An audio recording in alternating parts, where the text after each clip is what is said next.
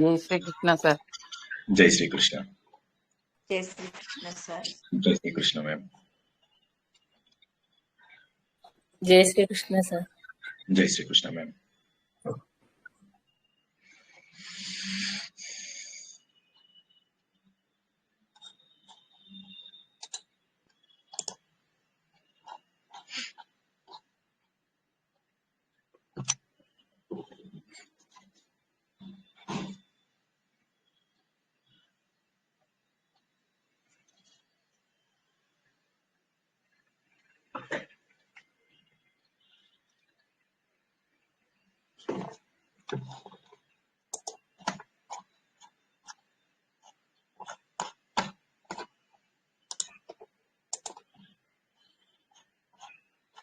జై శ్రీకృష్ణ సార్. జై శ్రీకృష్ణ.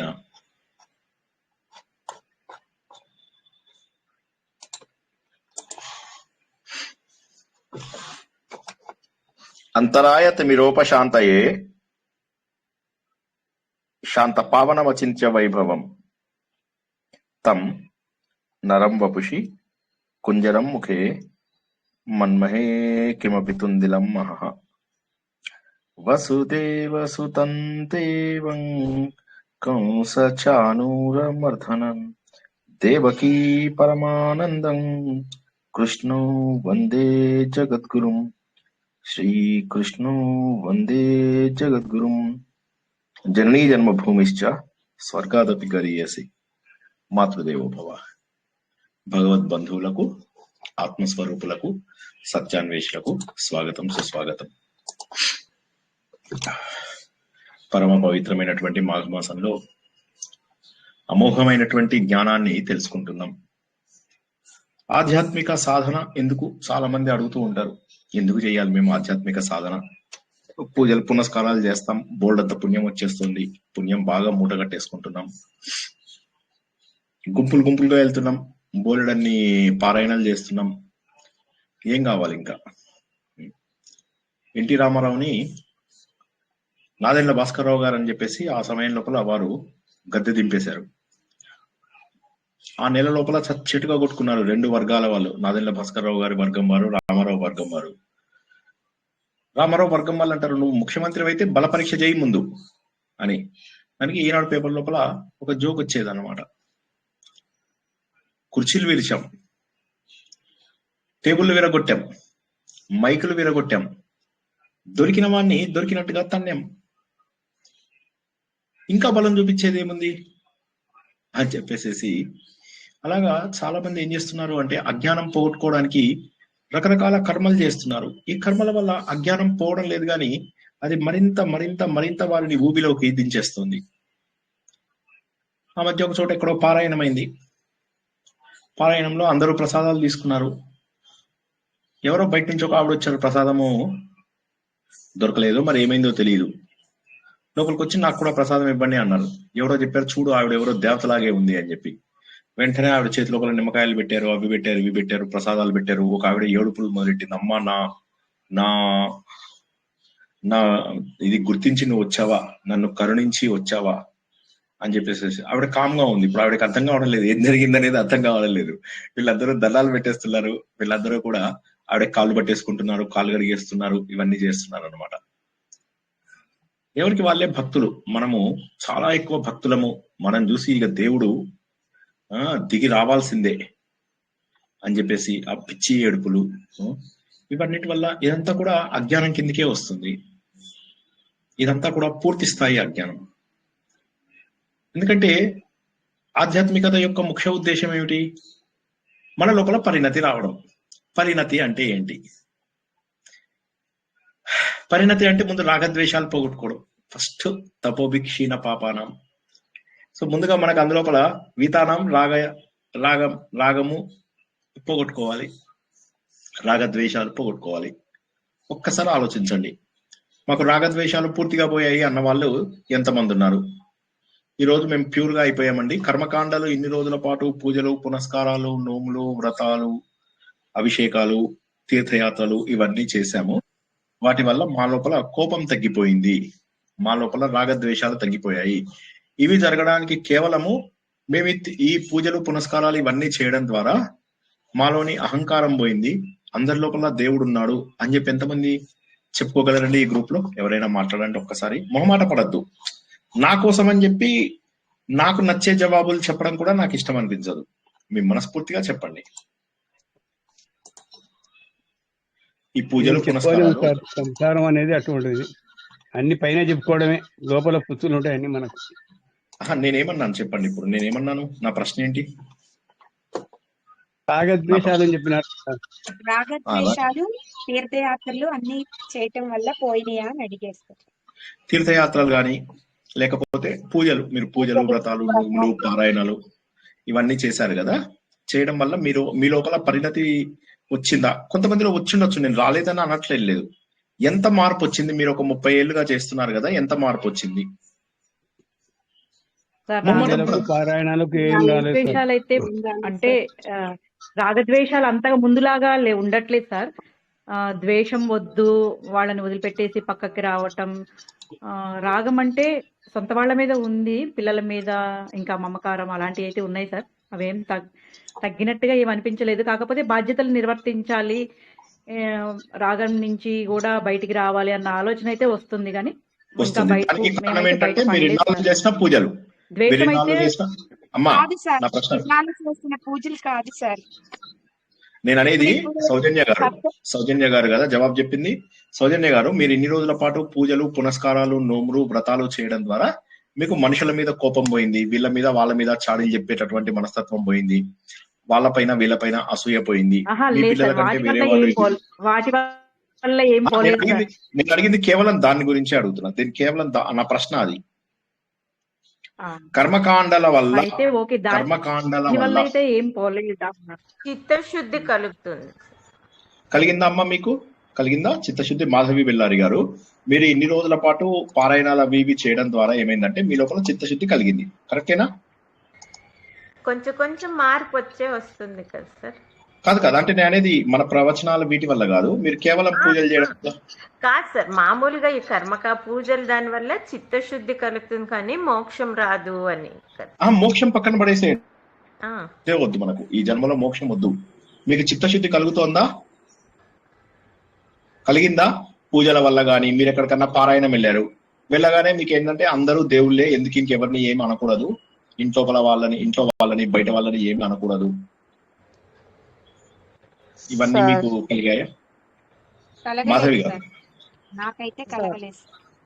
ఏమంటే మామూలుగా ఎక్కడ పారాయణలకి వెళ్ళను సార్, ఇంట్లోనే చేసుకుంటాను. కానీ మామూలుగా ఎవరిని తొందరగా అనేకి పొయ్యలేదు సార్. దానివల్ల అని కాకపోయినా ఒక నేచర్ అదే అనుకుంటాను సార్. ఓకే, ఇంకెవరైనా జవాబు చెప్పండి సార్. నేను పోలేదు సార్. ఓకే, పోలేదన్నారు. ఇంకొకరు ఎవరు చెప్తున్నారు జవాబు? చెప్పమ్మా. నేను తెలుసుకున్నా, పోలేదు సార్. కాకపోతే కొంచెం మొదట్లో మటుకు సెల్ఫ్ సాటిస్ఫాక్షన్ అంటే పారాయణంకి వెళ్ళటం కాదు, కానీ సేవకు వీటికని వెళ్తే మనం చేయగలిగామన్నది ఉండేది. కానీ దాని వల్ల చిత్తశుద్ధి అయితే లేదు సార్. అది ఏదో అదృష్టం లాగా అంతవరకే సార్. ఇప్పుడు మీ ప్రవచనాలు విన్నా మటుకు మనకు అది లెక్క కాదు, మన ప్రవచనాలు లెక్క కాదు, అసలు ప్రవచనాల గురించి కాదు ఇక్కడ ప్రశ్న. ఇక్కడ మనకు మొదటి శ్లోకంలో ఏం చెప్తున్నాడు అంటే తపోభి క్షీణ పాపానం వీతానాం అదేంటది శ్లోకం, మొదటి శ్లోకం. ఒక్క నిమిషం ఆగండి, నాకు నోటికి రాదు. శాంతానాం వీతరాగినాం అంటే రాగద్వేషాలు పోగొట్టుకోవడం వల్ల, వీత అంటే వదిలేసేయడం, శాంతానాం శాంతంగా ఉన్నవారు. సో నేను రాగద్వేషాలు పోగొట్టుకున్నాను. రాగద్వేషాలు ఎందుకు పోయాయి? ఒక చోట పారాయణకి వెళ్ళగానే నాకేమనిపించిందంటే నా లోపల రాగద్వేషాలు పోయాయి, అందరి లోపల దేవుని చూసేటటువంటి మనస్తత్వం వచ్చింది, నేను మారిపోయాను. ఇంటికి వచ్చిన తర్వాత ఎవరి మీద అరుపులు అవి మానేశాను, అందరితోని కోపంగా ఉండడం మానేశాను. అందరికీ మంచి జరగాలి దేవుడా, ఎలా అయినా సరే. ఒక్కొక్కసారి నాకు మంచి జరగకపోయినా సరే దేవుడా, నేను చచ్చిపోయినా సరే నా వల్ల దేశం బాగుపడాలి, నేను చచ్చిపోయినా సరే నా వల్ల ఇంకో 100 మంది సంతోషంగా బతకాలి, నా ఒక్క జీవితం పోయినా పర్వాలేదు ఇంకో కొంతమంది బతకాలి. ఓ దేవుడా, నా జీవితము ఇది ముఖ్యం కాదు, సమాజ సేవ ముఖ్యము, సమాజ శ్రేయస్సు ఇది ముఖ్యము, నాకు కోరికలు ఇప్పుడు ఏమీ లేవు దేవుడా అని కర్మకాండాల ద్వారా ఎంత అనిపించాయి? అస్సలు అనిపించలేదు సార్. అనిపించిన వారు ఎవరైనా జవాబు చెప్పండి. తప్పులేదు, అనిపిస్తే తప్పులేదు. యాక్చువల్ గా అనిపిస్తే తప్పులేదు. ఎందుకంటే కర్మకాండల యొక్క ముఖ్య ఉద్దేశం ఏంటయ్యా అంటే, కర్మకాండల ద్వారా మనలో ఉన్నటువంటి చెత్త అంతా పోతుంది. అయితే ఇప్పుడు అది పోవాలి. మరి ఇప్పుడు ఎందుకు ఇన్నాళ్ళుగా 30 ఏళ్ళుగా 40 ఏళ్ళుగా చేశాము, నేను 1000 మందితో 1,00,000 గల అర్చన చేయించాను, 1 కోటి గల అర్చన చేయించాను, ఇంట్లో కూర్చోబెట్టి అందరికీ అన్నాలు తినిపిస్తున్నాము, మనము పెద్ద పెద్ద వీటి లోపల ఉన్నాము, ఎవడో నన్ను గుర్తించాలి అనేటటువంటిది, ఎవడో బాబాల కాళ్ళు పట్టుకున్నాము, అందరము వీటి లోపల గోల్డ్ మెడల్స్ తెచ్చుకున్నాము, భగవద్గీతలలో వాటిల్లో వీటిల్లో. ఎంత మార్పు వచ్చింది మీ లోపల! మార్పు అంటే మంచితనం. నేను అనేది కేవలం మార్పు అంటే ప్రశాంతమైనటువంటి జీవితం. ఇంట్లోపల ఏదన్నా పెద్ద దెబ్బ తగిలినా కూడా ఏమనిపించకపోవడం. ఉదాహరణకు ఒక దెబ్బ తగిలితే 3-4 గంటల పాటు తట్టుకున్నారనుకోండి. అలాగే మీకు ఇది శారీరకంగా, మానసికంగా కూడా ఏదైనా దెబ్బ తగిలింది, ఏదో పెద్ద ఇబ్బంది వచ్చింది, దాన్ని కూడా మీరు తట్టుకోగలిగారు. ఓకే, మీరు ఏడవడం మానేశారు పూర్తిగా. ఓకే, మీరు ప్రశాంతంగా ఉండగలిగారు. ఎవరిని చూసినా మీకు ఏ విధమైనటువంటి మంచి చెడు రెండు కూడా లేవు, అందరిలో ఆత్మ ఉన్నారు, అందరిలో దేవుడు ఉన్నాడు అని అనిపించింది కర్మకాండాల ద్వారా. సిగ్గుపడద్దు, అది కర్మకాండాల యొక్క ముఖ్య ఉద్దేశం అదే. కర్మకాండాలు ఏం చేస్తాయంటే జ్ఞానం ఇవ్వవు, కానీ మనని క్లీన్ చేస్తాయి. అలా క్లీన్ అయిన వాళ్ళు ఎంతమంది? కాలేదు సార్, క్లీన్ అయితే కాలేదు సార్. వ్రతాలు గాని తీర్థయాత్రలు శ్రద్ధగా చేశాము, కానీ చెత్త మాత్రం ఏం పోలేదు సార్. ఏదో పుణ్యం వస్తుంది అన్నట్టుగా అనుకున్నాం సార్ కర్మకాండల వల్ల. చేసిన కొద్దిసేపు శ్రద్ధతో చేసిన ఆ తర్వాత అయితే మళ్ళీ మామూలుగానే ఉండేది. అప్పుడు చేసిన కొద్దిసేపు ఏమో శ్రద్ధ భక్తులతో చేసామేమో సార్, అది కూడా ఎంతవరకు చేసామో గుర్తులేదు. శ్రద్ధతో చేసాం సార్, కాకపోతే పుణ్యం వస్తుంది, ఏదో మనకి పుణ్యం వస్తుంది ఆ మోడల్గే సార్. దాని వల్ల వాళ్ళని ఒకళ్ళ మీద కోపం ఉంటే కోపం చూపించేవాళ్ళం, ఒకళ్ళ మీద అసహనం ఉంటే చూపించేవాళ్ళం. అలాంటి అయితే పోలేదు సార్ పూజల వల్ల. ఒక 10 ఇది నేను చెప్తున్నది ఎవరి కోసము, వెంటనే పూజ చేసిన వెంటనే పోవు. ఒక 10 ఏళ్ళు కనీసం, ఒక 10 ఏళ్ళు 15 ఏళ్ళు ఎక్స్పీరియన్స్ ఉన్న వాళ్ళకి నేను చెప్తున్నది. చెప్పండి మేడం, చెప్పండి. కృష్ణ సార్, జై శ్రీకృష్ణ సార్. నాకైతే 5% ఇంకా 10% వరకు కలిగింది సార్, చిత్తశుద్ధి కలిగింది. ఆధ్యాత్మికంగా వెళ్ళాలా అని కూడా ఆలోచన వచ్చింది సార్. 5 to 10% అయితే ఉంది సార్. వండర్ఫుల్. రావాలి, యాక్చువల్ గా 100% రావాలి. సుధా మేడం చెప్పండి. సార్ యాక్చువల్లీ పూజల వల్ల డెఫినెట్లీ లాభం అయితే వచ్చింది సార్. ఈ పూజలు ఒక సిస్టమాటిక్ గా చేయడం వల్ల ఒక డిసిప్లిన్, ఒక టైప్ ఆఫ్ లైఫ్ కి కట్టుబాటు అయి ఉండడం, అవి డెఫినెట్ గా నేను పొందాను.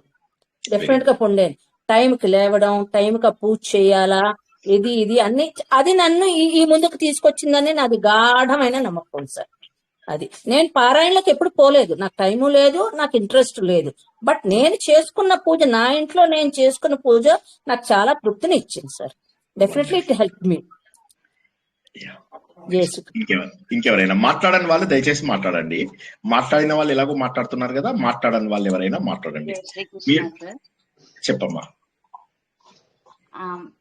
మీ ప్రవచనాలు ఇవన్నీను విని చాలా వరకు శ్రద్ధతో చేసేవి మనకి మంచినిస్తాయి అన్న విషయం మాత్రం తెలుసుకున్నాం సార్. రోజు దండం పెట్టుకుంటున్నప్పుడు మాత్రం నలుగురు బాగోవాలి అనేటట్లుగా చేయడం నేర్చుకున్నా సార్. నేననేది ఇప్పుడు కాదండి, అసలు అంటే మొదట్లో కర్మకాండాలు ఒక 20 ఏళ్ళు 30 ఏళ్ళు చేసినప్పుడు మన లోపల మార్పు వచ్చింది అని ఎవరికైనా అనిపించిందా?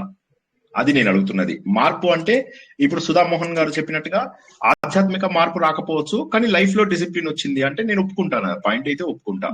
ఎందుకంటే నేను ఒక మాట చెప్తాను. రీసెంట్ గా మన కైవల్యాకృతి గ్రూప్ వాళ్ళు 2 ప్రోగ్రామ్స్ చేశారు. ఎంత గొప్పగా ఆర్గనైజ్ చేశారో నేను చెప్పలేను. ఓకే, డెఫినెట్ గా నాకు అలాంటి ప్రోగ్రామ్స్ ఇష్టం లేవు, అవి మీకు అందరికీ తెలుసు. బట్ ఆ ఆర్గనైజింగ్ స్కిల్స్ అయితే వాళ్ళకి వచ్చాయి కదా, ఆర్గనైజింగ్ స్కిల్ అయితే వాళ్ళకి వచ్చింది కదా, క్రమశిక్షణ అయితే వాళ్ళకి వచ్చింది కదా. ఒక పెద్ద కార్యక్రమాన్ని భుజ స్కంధాల మీద పెట్టుకోవడం ఎలాగా అనేది తెలిసింది కదా. అందరికి భోజనాలు పెట్టించడము, అందరికి కుర్చీలు వేయించడము, అందరికి టేబుల్స్ వేయించడము, అందరినీ ఒక తాటి మీద నిలబెట్టడము, ఈ లక్షణాలు వచ్చుంటాయా లేదా? ఎస్ ఆర్ నో చెప్పండి. ఎస్ ఆర్ నో అంతే. క్రమశిక్షణ వస్తుంది సార్, ఆటోమేటిక్ గా క్రమశిక్షణ వస్తుంది. సో ఎబిలిటీ వస్తుంది మనకు ఏదన్నా చేస్తే కర్మకాండల వల్ల ఏమవుతుందంటే ఎబిలిటీ వస్తుంది. అయితే వాటితో పాటుగా కర్మకాండలు ఇంకా చాలా గొప్ప పనులు చేస్తాయి. కర్మకాండలు ఏం చేస్తాయంటే మనకు భగవంతుడితోనే ఐక్యమైపోవడానికి కావలసినటువంటివి ఇస్తాయి. అంటే ఏంటి, మనకు పారాయణం చేస్తుంటే ఒక రోజు అనిపిస్తుంది అనమాట, ఇంత పారాయణం చేస్తున్నానే నోటితోటి చెడు మాటలు మాట్లాడకూడదు, ఇన్ని పూజలు చేస్తున్నానే చెడు పనులు చేయకూడదు, ఇలా ఆలయంలోకి వెళ్తున్నాను అందరితోటి మంచిగా ఉండాలి, ఇలా ఇవి ఆటోమేటిక్ గా రావాలి. అంటే జనరల్ గా ఏంటంటే ఇప్పుడు నాలాగా ఎవరైనా చెప్పాల్సిన అవసరం లేదు, ఇవి జనరల్ గా కర్మకాండల వల్ల, ఓకే, కర్మకాండల వల్ల ఇవి జనరల్ గా రావాలి. ఎందుకంటే కర్మకాండల యొక్క ముఖ్య ఉద్దేశమే చిత్తశుద్ధి. కర్మకాండలు అంటే పూజలు, పునస్కారాలు, ఇవన్నీ కూడా. అదే విధంగా దేశ సేవ కూడా కర్మకాండ కిందకే వస్తుంది. మీరు చేసే ఉపాసన కార్యక్రమాలు, దేశ సేవ, ఇవన్నీ కూడా కర్మకాండలే. తర్వాత ఆఫీస్కి వెళ్తూ నేను చాలా గొప్ప పని చేశాను, దేశ సేవ చేశాను, వాడు ఆఫీస్లో చాలా సిన్సియర్ గా చేస్తున్నాడు, 10 రూపాయల పని చేయాల్సిన చోట 100 రూపాయల పని చేస్తున్నాడు, కంపెనీకి మంచి పేరు తెస్తున్నాడు, కానీ తనకు ప్రమోషన్స్ వస్తున్నాయి, తనకు ఉద్యోగంలో మంచి కొత్త బాధ్యతలు ఇస్తున్నారు, తనకు ఎక్కువ డబ్బు వస్తుంది, ప్రమోషన్స్ వస్తున్నాయి. సో ఫలితం కోసం చేస్తున్నాడు. కర్మకాండాలన్నీ కూడా ఫలితం కోసం చేయకుండా, ప్లీజ్ కొద్దిగా గట్టిగా పట్టుకోండి, ఎందుకంటే మళ్ళీ మొదటి శ్లోకంకి వచ్చేసాం మనం.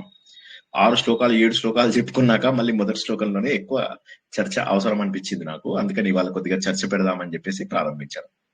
సో ఇప్పుడు ఆఫీస్ లోపల నేను ఎక్కువ పని చేశాను, ఎక్కువ పని చేయడం వల్ల నాకు ప్రమోషన్స్ అవి ఇవి ఇచ్చారు, అవన్నీ చేశారు. 10% చేయాల్సిన చోట నేను 50% చేస్తున్నాను ఆఫీస్ వరకు, అందరి లోపల మంచి గుర్తింపు వచ్చింది. సో బయటకు వచ్చిన తర్వాత నాకు బోల్డ్ అంత పుణ్యం వచ్చింది, లేదా బోల్డ్ అంత చిత్తశుద్ధి వచ్చింది అంటే అది అవుతుందంటారా? ఎవరైనా చెప్పండి.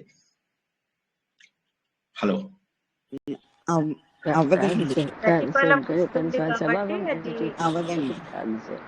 ప్రతిఫలం ఉంది కానీ వాడు సిన్సియర్ పర్సన్ కదా, ఏం పుణ్యం రాదంటారా? ఏం 1% కూడా పుణ్యం రాదా? డ్యూటీ చేశారు కదా సార్, జాబ్ కోసం డ్యూటీ చేశారు కాబట్టి ఆ డ్యూటీ వదిలేసి దేశ సేవ చేస్తే మాత్రం ఎక్కువ పుణ్యం వస్తుంది. తన డ్యూటీ తను ఎంప్లాయ్ గా చేశారు కాబట్టి అది పుణ్యం కాదు సార్. ఓకే, ఇంకెవరైనా మాట్లాడని వాళ్ళు మాట్లాడండి. ఇంకెవరైనా మాట్లాడని వాళ్ళు కొద్దిగా అవకాశం తీసుకొని మాట్లాడండి. పుణ్యం ఎంత వస్తుందంటారు? ఆఫీస్ పని చాలా సిన్సియర్ గా చేస్తున్నాడు అతను, జీతం తీసుకుంటున్న దానికంటే కూడా 10 రెట్లు ఎక్కువ పని చేస్తున్నాడు. ఎంత పుణ్యం? సుమిత్ర గారు చెప్పండి అమ్మా. ఏమీ రాదండి, ఏ పుణ్యం రాదు. కానీ చాలా సిన్సియర్ పర్సన్, ఆఫీస్ లోపల బాస్ ఏ పని చెప్పినా చేస్తున్నాడు, ఎక్కడ ఏ పని చెప్పినా చేస్తున్నాడు, తన డ్యూటీ తను చేస్తాడు, అందువల్ల ఏ పుణ్యమూ రాదు. తన డ్యూటీనే కాదు, ఒక్క నిమిషం. ఇప్పుడు అతని ఇది మనం గుర్తిద్దాం. ఏంటంటే అతను ఎలా చేస్తున్నాడు పని అంటే, వాళ్ళ బాస్ చెప్పిన పనంతా చేస్తున్నాడు, తను చేయాల్సిన పనంతా చేస్తున్నాడు. ఓకే, చేస్తూ ఆఫీస్ లోపల తన పాత్ర కంటే ఎక్కువ పనులు కూడా చేస్తున్నాడు. ఇప్పుడు ఎవరైనా జవాబు చెప్పండి. అది సేవ కిందకి సార్, అది సేవ కిందకి రాదు సార్. ఎక్కువ చేసినా కానీ సేవ కిందకి రాదు. తన కూలీ లాగానే అవుతుంది. కష్ట స్వభావేన అంటారు, అంతకంటే ఏమన్నారు సార్? ఎక్కువ చేస్తే మాట వస్తుంది. ఒక ఫ్యామిలీలో కూడా కొందరు ఎక్కువ పని చేస్తారు స్వామి, కొందరు తక్కువ చేస్తారు. అట్లాగే ఒక ఆర్గనైజేషన్ లో కూడా చేసే వాళ్ళు ఉంటారు, ఎవరగొట్టే వాళ్ళు ఉంటారు. అది సరిగ్గా సక్రమంగా నడవాలంటే కొందరు ఎక్కువ చేస్తేనే నడుస్తుంది. ఆ పనిలో అనుభవం వస్తుంది సార్, అనుభవం వస్తుంది ఆ పనిలో ఆయనకి. అంటే ఇక్కడ ఏం చేస్తున్నా, ఇక్కడ ఆఫీస్ లో చేసేదానికి జీతం ఇస్తారు కదా సార్, జీతం ఇచ్చేదానికి చేస్తున్నారు. అది జాబ్ అంతే. అక్కడికి ఇంకా అంటే జాబ్ చేస్తున్నారు, వర్క్ చేస్తున్నారు, శాలరీ తీసుకుంటున్నారు అంతే. అంతకంటే అక్కడ ఏమీ లేదు కదా. అతని బాధ్యత చేసిన తర్వాత కూడా ఎక్స్ట్రా పని చేస్తున్నాడంటే అతనికి ఎంతో కొంత పుణ్యం వస్తుంది సార్. బాధ్యత అయిపోయిన తర్వాత కూడా చేస్తున్నాడు, ఆఫీస్ పని చేస్తున్నాడు. ఆఫీస్ అదే పని చేస్తున్నాడు కాబట్టి పుణ్యం వస్తుంది అంటారు మీరు. ఆఫీస్ పని చేస్తున్నాడు కాబట్టి పుణ్యం వస్తుంది ఆఫీస్ అంటారు. పని అంటే ఏదో ఒక సేవ కదా సార్. తన పని కాకుండా వేరే వాళ్ళ పని కూడా చేస్తున్నాడు ఆహా, కదా. వేరే వాళ్ళ పని, ఎవరికైనా జ్వరం వచ్చింది వేరే వాళ్ళ పని చేశాడు, ఎవరికైనా ఒంట్లో బాగాలేదు వాళ్ళ పని చేస్తున్నాడు, ఎవరికో వైఫ్ ముట్టికాయలు ముడుతుంది వాడు ఎప్పుడు రోజు బాధపడుతూ ఆఫీస్కి వస్తాడు వాడి పని చేశాడు. వేరే వాళ్ళందరికీ తలలో నాలికలాగా ఉండడము, అందరికి చేదోడు బాధగా, ఎవరికి కష్టం వచ్చినా కూడా ముందు తను పరిగెత్తుకుంటూ వెళ్ళడము. ఇది అందరి బంధువయ్య సినిమా సేవ కిందకే వస్తుందేమో సార్. అయితే అందరి బంధువయ్య లాగా చేస్తే సేవ కిందికి వస్తుంది. ప్రేమ భావం అందరి వస్తుంది సార్. Helping nature. ప్రేమ అనేది వస్తుంది. అందరి పనులు చేస్తున్నారంటే సార్ అంటే అందరి చెప్పాక బంధువు మాట్లాడండి. సార్ చెప్పాక మాట్లాడు. అందరి బంధువయ్య సినిమా చూస్తారు కదా అందరూ. అందరి బంధువయ్య సినిమా లోపల వాడు ఏం చేస్తాడు, తన పనులు చేసుకుంటూనే ఎవరికి ఏ ప్రాబ్లం వచ్చినా బయట వాళ్ళందరికీ చూస్తుంటాడు. ఆఫీస్ లో ఎవరికైనా ప్రాబ్లం వచ్చినా కూడా చూసుకుంటాడు. ఆఫీస్ లో ఒకళ్ళకి రక్తం అవసరం అవుతుంది, ఆఫీస్ లోపల ఒక క్యాంటీన్ వాడు ఎత్తేసే స్టేజ్ లో ఉంటాడు, వాడికి అందరి దగ్గర డబ్బులు ఇవి చేసి వాడి జీవితాన్ని నిలబెడతాడు. అది ఆఫీస్ పనితో సంబంధం లేదు, అతనిలో ఉన్నటువంటి సేవా దృక్పథాన్ని చూపిస్తుంది. దానికి ఖచ్చితమైనటువంటి ఫలితం ఉండడమే కాకుండా అలాంటి వాళ్ళు ఎవరైతే ఉంటారో వారికి అందరూ ఒకటే అన్నటువంటి భావన ఉంటుంది. మీరు అందరి బంధువయ్య సినిమాని ఒక 4-5 సార్లు చూడండి, మీకు ఆ సినిమాలో ఉన్న సరైన సందేశం అర్థమవుతుంది.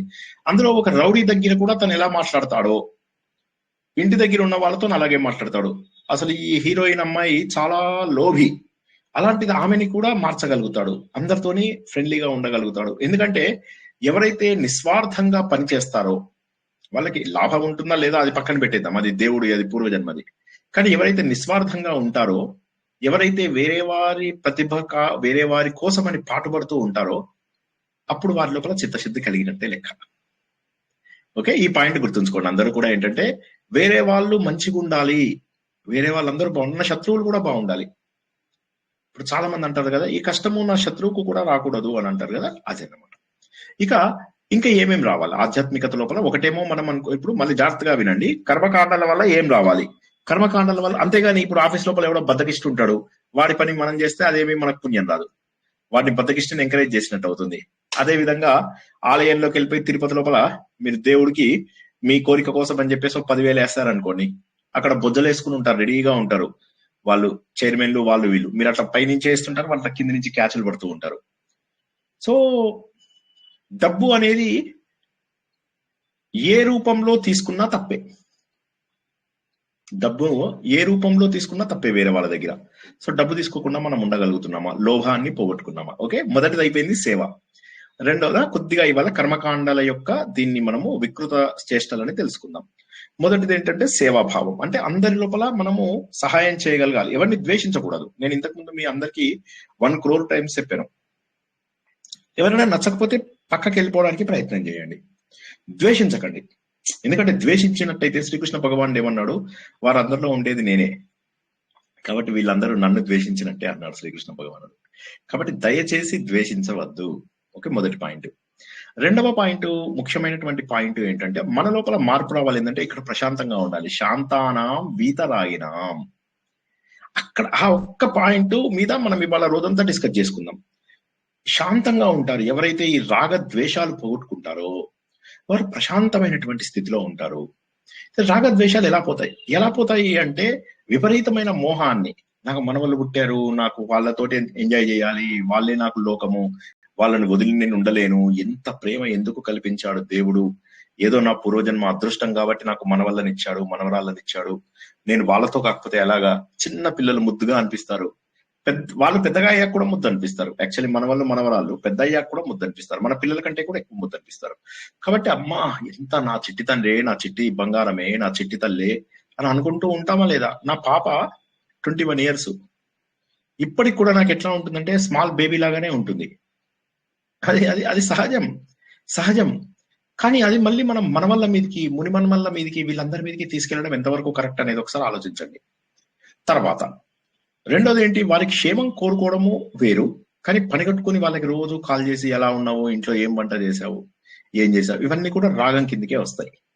తప్పు కానే కాదు అది. మీరు ఒకటి గుర్తుంచుకోండి, పిల్లల మీద ప్రేమ తప్పు కాదు, కానీ రాగాన్ని ఎక్కువ పెంచుకుంటున్నామేమో ఆలోచించండి. ఓకే, మొదటిది సేవాభావం, అది అయిపోయింది. ఆ పాయింట్ అందరికీ అర్థమైంది అనుకుంటున్నాను. ఇప్పుడు రాగం అనే దాని గురించి వస్తున్నాం. రాగం అనేటటువంటిది ఏంటంటే ఇది మనని మోహంలోకి దింపేస్తుంది. ఒక్కొక్కసారి ఏమవుతుంది, దానికి సంబంధించినటువంటివి మన ద్వేషంలోకి కూడా దింపుతాయి. ద్వేషంలోకి కూడా ఎంత ద్వేషం వస్తుంది అంటే, ఇప్పుడు మీరు ప్రపంచంలో ఈ ఈ కాలంలో అంటే నేను అంటుంది లేటెస్ట్ జనరేషన్ లో కూలిపోతున్నటువంటి కాపురాలలో ఎక్కువగా చూసినట్లయితే, నా పిల్లలు నాతో ఉండాలి అనే కోరికతోటి వాళ్ళ కాపురాలు కూడా కూడగొడుతున్నారు. మీ కళ్ళ ముందు ఎన్ని కాపురాలు కూలిపోయాయో ఒకసారి చూడండి. ఎంతమంది కాపురాలు, ఎన్ని చోట్ల అత్తగారు మామగారులు, రెండు సైడ్స్, నేను అంటుంది ఒక సైడ్ చెప్పడం లేదు, ఇప్పుడు చప్పట్లో రెండు సైడ్స్ మోగుతున్నాయి. రెండు సైడ్స్ కూడా అయ్యి పోగొడుతున్న వాళ్ళు ఎంతమంది ఉన్నారు. సో కాబట్టి ఏమైతుందంటే ఇక్కడ అసలు రాగం అనేటటువంటిది ఎలా పెరిగిపోతుందంటే, కూతురు కొడుకుల జీవితాలు పోయినా సరే, మనం సినిమా యాక్ట్రెస్ జమున ఉంది కదా, ఆమెకు ఆరోగ్యం బాగాలేదు, ఇది లేదు అది లేదు, ఆ టైంలో కూడా నా కూతుర్ని హెరాస్ చేస్తున్నారు అట్లా ఇట్లా అనుకుంటూ ఆమె తన కూతుర్ని తీసుకుని ఇంటికి వచ్చేసేయడము, ఇవన్నీ మీరు చూసుంటారు కదా. ఏం జరిగిందో ఎవరికి తెలియదు, జస్ట్ నేను కేవలం అవుట్ సైడ్ నుంచి చూసింది మాత్రమే చెప్తున్నాను. ఆ ఇన్సిడెంట్ లో ఏం జరిగిందో నాకేం తెలియదు. ఒకసారి ఆలోచించండి, మనం మన కూతుర్ల జీవితాలలో, కొడుకుల జీవితాలలో మనం ఇన్వాల్వ్ అయ్యి వాళ్ళ జీవితాలను నాశనం చేస్తున్నామా లేదా? నాకు తెలిసిన ఎన్నో కేసులు ఉన్నాయి, అవన్నీ చెప్పడం ఇక్కడ బాగోదు కాబట్టి వదిలేస్తున్నాను. కొడుకులతోటి కనీసం మాట్లాడటం కూడా, నీ అమ్మ నాన్నతో నువ్వు మాట్లాడద్దు, దట్స్ ఇట్, క్లోజ్. అలా రిస్ట్రిక్ట్ చేసేసి చంపేసిన వాళ్ళు ఎంతమందో లెక్కలేదు. సో ఈ విధంగా ఎందుకు జరుగుతున్నాయి అంటే మితిమీరినటువంటి పొసెసివ్నెస్. కాబట్టి రాగద్వేషాలు అనేవి చాలా డేంజరస్. కాబట్టి ఏం చేయాలి, కొద్దిగా తగ్గించాలి. అంటే రోజు కాల్ చేసే దగ్గర ఒక్కొక్కటి మెల్లమెల్లగా చేస్తూ ఉండడం, వారి జీవితాన్ని వాళ్ళు గడిపేలాగా ఉండడము. అలా కాదండి శ్రీనివాస్ గారు, మన వాళ్ళని మేము చూడకపోతే ఎలాగా, వాళ్ళు ఉద్యోగాలు చేస్తున్నారు, మేము చూడకపోతే మరి వాళ్ళ పిల్లలు మా మనవాళ్ళిద్దరు రౌడీలు అయిపోతారు. కాదు, అంత దాకా రౌడీలు చేసేంత కాదు. అయితే మీరు వాళ్ళ పిల్లలు రౌడీలు కావద్దని ఇప్పుడు మీరు జీవితాన్ని ఇది చేస్తారా? రేపు పొద్దున మనం చచ్చిపోయామనుకోండి, ఎవరు చూస్తారు? మన వల్ల చావలేదులేండి, బతుకున్నాం కాబట్టి చూస్తాం. బతుకున్నాము అని అంటే కొన్నేళ్ల పాటు బతుకుతామనే ఆశ ఉండడం. ఈ గ్రూప్ మొత్తంలో కేవలం నాకు గ్యారంటీగా తెలుసు, ఒకే ఒక వ్యక్తికి ఇంకా నేను ఎక్కువ రోజులు బతుకుతానో లేదో ఇవ్వాలి అన్ని చేసేయాలని ఉంది. ఒక్కరికే నేను చెప్తున్నది. మిగతా వాళ్ళందరూ కూడా ఇంకా మేము వందలాది సంవత్సరాలు బతుకుతున్నాం అనుకున్న వాళ్ళే ఈ గ్రూప్ లో ఉన్నారు. ఇంకో గంటలో నేను చచ్చిపోతానేమో అనుకునే వాళ్ళు ఎవ్వరు లేరు. నేను ఛాలెంజ్ కడతాను. పంచవర్ష ప్రణాళికలు, దశవర్ష ప్రణాళికలు వేసుకుంటూ మనం ఏం చేస్తున్నామంటే, నేను చనిపోను 60 ఏళ్ళు దాటాక నువ్వు ఎలా చనిపోవు? 50 ఏళ్ళు దాటావు అంటే నువ్వు అయిపోయింది, సేఫ్ మార్జిన్ దాటిపోయావు. 60 ఏళ్ళు వచ్చాయి అంటే నువ్వు అయిపోయింది, నువ్వు పాడెక్కావు, 3/4 పాడెక్కేసావు. 70 ఏళ్ళు అంటే యువర్ ఆల్రెడీ దేర్. ఇంకా వాళ్ళు డైరెక్ట్ గా మోసుకుని కూడా వెళ్తున్నారు, శ్మశానం వైపు తీసుకెళ్తున్నారు, మేళా స్టార్ట్ అయిపోయింది. ఇంకా కూడా ఈ మోహం తగ్గకపోతే ఎట్లాగా? పళ్ళు ఊడిపోతున్నాయి, జుట్టు తెల్లబడిపోతుంది, ముఖమంతా కూడా ముసలి ముడతలు వచ్చాయి, ముసలి వాసనలు కూడా డిఫరెంట్ గా ఉంటాయి. అలాంటి ఒక ఇది నువ్వు తినడానికి ఇది లేదు, మనం తింటుంటే అసహ్యంగా ఉంటుంది, జనాలందరూ కూడా మనల్ని అసహించుకుంటూ ఉంటారు. ఈ శరీరాన్ని పెట్టుకుని మనము ఇంకా ప్రేమలు పెంచుకుంటూ ఉంటే ఎలాగా? కాబట్టి అంత లోపలే ఆలోచన ద్వారా, ఇప్పుడు ప్రేమ తగ్గదు, నేను చెప్తున్నా కదా, నేను ఛాలెంజ్ కడుతున్నాను. మీరు కనుక ఆల్రెడీ మనవాళ్ళు మనవరాళ్ళు అని పట్టుకుంటే మీకు ప్రేమలు తగ్గదండి, నేను రాసిస్తాను. కనీసం డిటాచ్మెంట్ కొంత ఉండడం తప్పులేదు. సరే, నా బాధ్యత ఉందండి, నేను నా అమ్మని, ఇప్పుడు నా వయసు 60 ఏళ్ళు, మా అమ్మ వయసు 70 ఏళ్ళు, తప్పదిగా చూసుకోవాలి. మా అమ్మని ఎవరు చూడలేరు, నేను చూడాలి, తప్పది కదా బాధ్యత. కానీ ఆ బాధ్యతని బాధ్యతలాగా చేయడం వేరు, దాంట్లో మోహం పెంచుకోవడం వేరు. కాబట్టి ఆ మోహం అనేటటువంటిది తగ్గించుకోవాలి. ఇక రెండోది, మోహం తగ్గింది అంటే మనకు ఆటోమేటిక్ గా ద్వేషం కూడా తగ్గిపోతుంది. ఇది మనము ప్రపంచంలో ఉన్న వాళ్ళందరిలో కూడా మనం గుర్తిస్తూ ఉంటాం. ఆల్మోస్ట్ ఎవరిని చూడండి, ప్రతి ఒక్కరి మీద మనకి ఎంతో కొంత కంప్లైంట్ ఉంటుంది. మీరు చూడండి, కావాలంటే ఎంత దగ్గర వాళ్ళైనా కూడా, నాకు ఒక్కడి పైన కూడా కంప్లైంట్ లేదు. నాకు ఒక 5 తెలుసు అనుకోండి, ఈ 5 కూడా నన్ను ఎప్పుడో ఒకసారి బాధ పెట్టిన వాళ్ళే అయ్యి ఉంటారు. ఇవాళ బానే ఉన్నాం, కానీ 5 కూడా బాధ పెట్టిన వాళ్ళే ఉంటారు. నాకు ఒక 100 మంది ఫ్రెండ్స్ ఉన్నారు అనుకుందాం. ఈ 100 మందిలో ఒక 10 మంది ఆత్మీయులు అనుకుందాం. ఈ 10 మందిలో ఒక 5 నాకు క్లోజ్ సర్కిల్ అనుకుందాం. ఈ 5 ఇవాళ నా గురించి మంచిగా చూసుకుంటున్నారు. కానీ 5 కూడా ఏదో ఒక సమయంలో నన్ను బాధ పెట్టిన వాళ్ళు ఉండే ఉంటారు. కిసు కిసుక నాములు మే किस किस का नाम लूं मैं, हर किसी ने मारा, इना मौत से नहीं मुझे जिंदगी ने मारा. ఎవరు నన్ను చంపలేదు, మరణం కాదు జీవితం కూడా చంపేసింది నన్ను. ప్రపంచంలో ఉన్నవన్నీ కూడా అశాశ్వతాలు, కానీ ఉన్నంత వరకు శాశ్వతం అనిపిస్తూ ఒక రకమైనటువంటి కళలో బతుకుతున్నాము. ఆ కళలో బతుకుతున్నాము అంటే మరి మనకేం కావాలి అంటే, నేను మోక్షం సాధించాలి. ఇంకా ఎన్ని జన్మలు ఇలాగా, ఇలా ఎన్ని జన్మలు, ఈ జన్మలో బంధాలన్నీ ఏర్పడ్డాయి. మనవాళ్ళు మనవరాళ్ళు అందరూ బాగున్నారు, చుట్టూరా ఉన్నారు. మనము ఎండమూరి వేణునాథ్ గారి నవల్లో చదువుకున్నట్టుగా అంతా బాగుంది, ఎవ్రీథింగ్ ఈజ్ ఫైన్. తర్వాత ఏమైనా చనిపోయేటప్పుడు చాలా బాధపడుతూ ఉంటాడు. అయ్యో నా కూతురు బాధపడుతుంది, నా మనవాళ్ళు బాధపడుతున్నారు, కొడుకులందరూ చుట్టూరా చేరి బాధపడుతున్నారు, ఏం దేవుడా ఇది. ఏడుస్తూ ఉంటాడు, మాట్లాడాలంటే నోట్లోంచి మాట పైకి రాదు. చివరికి నేను చనిపోయాను అని చెప్పేసి అప్పుడు మెల్లగా వైతరణి నది దగ్గర కూర్చుంటాడు. మనవాళ్ళు ఏం చేస్తున్నారో, మనవరాళ్ళు ఏం చేస్తున్నారో, భార్య ఏం చేస్తుందో ఇవన్నీ ఆలోచిస్తూ అలా వెళ్తాడు దేవుడి దగ్గరికి. దేవుడి దగ్గరికి వెళ్ళి చెప్తాడు, దేవుడా ఎంత తప్పు చేసావయ్యా, ప్రేమ అంటే తెలుసా నీకు, ప్రేమ తెలిస్తే నువ్వు ఇలా చేయవయ్యా, ఇంత ఘోరాతి ఘోరంగా మమ్మల్ని బాధ పెడతావా నువ్వు. ప్రేమ అనేటటువంటిది ఒక గొప్ప వరం. నీకు ఆ ప్రేమ ఎందుకు తెలియదు అంటే, నాకు తెలుసు నీకు కొన్నేళ్లుగా ఒకే భార్యతో ఉన్నావు కాబట్టి నీకు ఈ ప్రేమ ఇవన్నీ కూడా తెలిసేటటువంటి అవకాశం లేదు. కాబట్టి ఓ భగవంతుడా, నేను ఆ ప్రేమ లోపల ఎంతో రుచిని చూసినటువంటి వాడిని, ఎంతో ఆనందాన్ని పొందినటువంటి వాడిని. అటువంటిప్పుడు నన్ను అందులోంచి బయటికి లాక్కొచ్చాను. దేవుడు అంటే ఇదంతా మాయ, నేను పుట్టించిన మాయ అంటే, మాయ ఎలా స్వామి, నా జీవితం పోగొట్టుకునైనా సరే నేను నా పిల్లల జీవితాన్ని చూసుకోవాలి అనుకుంటాను, అందులో స్వార్థం ఎక్కడ ఉంది స్వామి అంటాడు. అంటాడు కరెక్టే, కానీ అదే నువ్వు నీ పక్కింటోడి పిల్లోడు పోయినా కూడా నువ్వు అదే బాధపడాలి. నీ పిల్లాడికి ఏదో అయితే నువ్వు గిలగిలా కొట్టుకుంటున్నావు కదా, నీ పక్కింటోడి పిల్లోడికి అయితే అనగానే లేని అనుమానాలు దేకండి స్వామి, ఇప్పుడు అంత గొద్దు, కొత్త కొత్త అర్థాలు వస్తున్నాయి మీరు అన్న మాటలో. వేరే వాళ్ళ గురించి నాకెందుకు, నా పిల్లలు బాగుంటేదా, అదే స్వార్థం. కాబట్టి ఆ అవుట్లుక్ డెవలప్ అవ్వాలి. ఎందుకంటే ఒక స్టేజ్ తర్వాత ఎవరిని మనం ఈ ప్రపంచంలో ఎవరిని కూడా మనము మార్చలేము, ఎవరి జీవితాలని మనము మార్పు అంటే మనం అనుకున్నటువంటి పద్ధతిలో వాళ్ళని నడిచేలాగా చేయలేము. కాబట్టి అనవసరమైన విషయాలు కాకుండా మరి మనకేం కావాలి అంటే మోక్షాన్ని సంపాదించాలి. కాబట్టి ఎవరైతే మనస్సుతోటి, వాక్కుతోటి, కాయంతోటి ఈ అర్థం చేసుకున్న వాళ్ళు ఎవరైతే ఉంటారో, ఈ ప్రపంచం లోపల మన అనేటటువంటిది ఎవరున్నారు అంటే నేను ఒక్కనే అని ఆలోచన ద్వారా అర్థం చేసుకున్న వాళ్ళకి రాగద్వేషాలు తగ్గిపోతాయి. ఎవరిని ద్వేషించాల్సిన అవసరం లేదు. వచ్చిన వాళ్ళందరితోటి మనస్సు, వాక్కు, కాయంతో మంచిగా ఉంటారు. వచ్చేవనన్న బాగుంది నాయన, చాలా సంతోషం. దాన్ని తపస్సు అంటారు.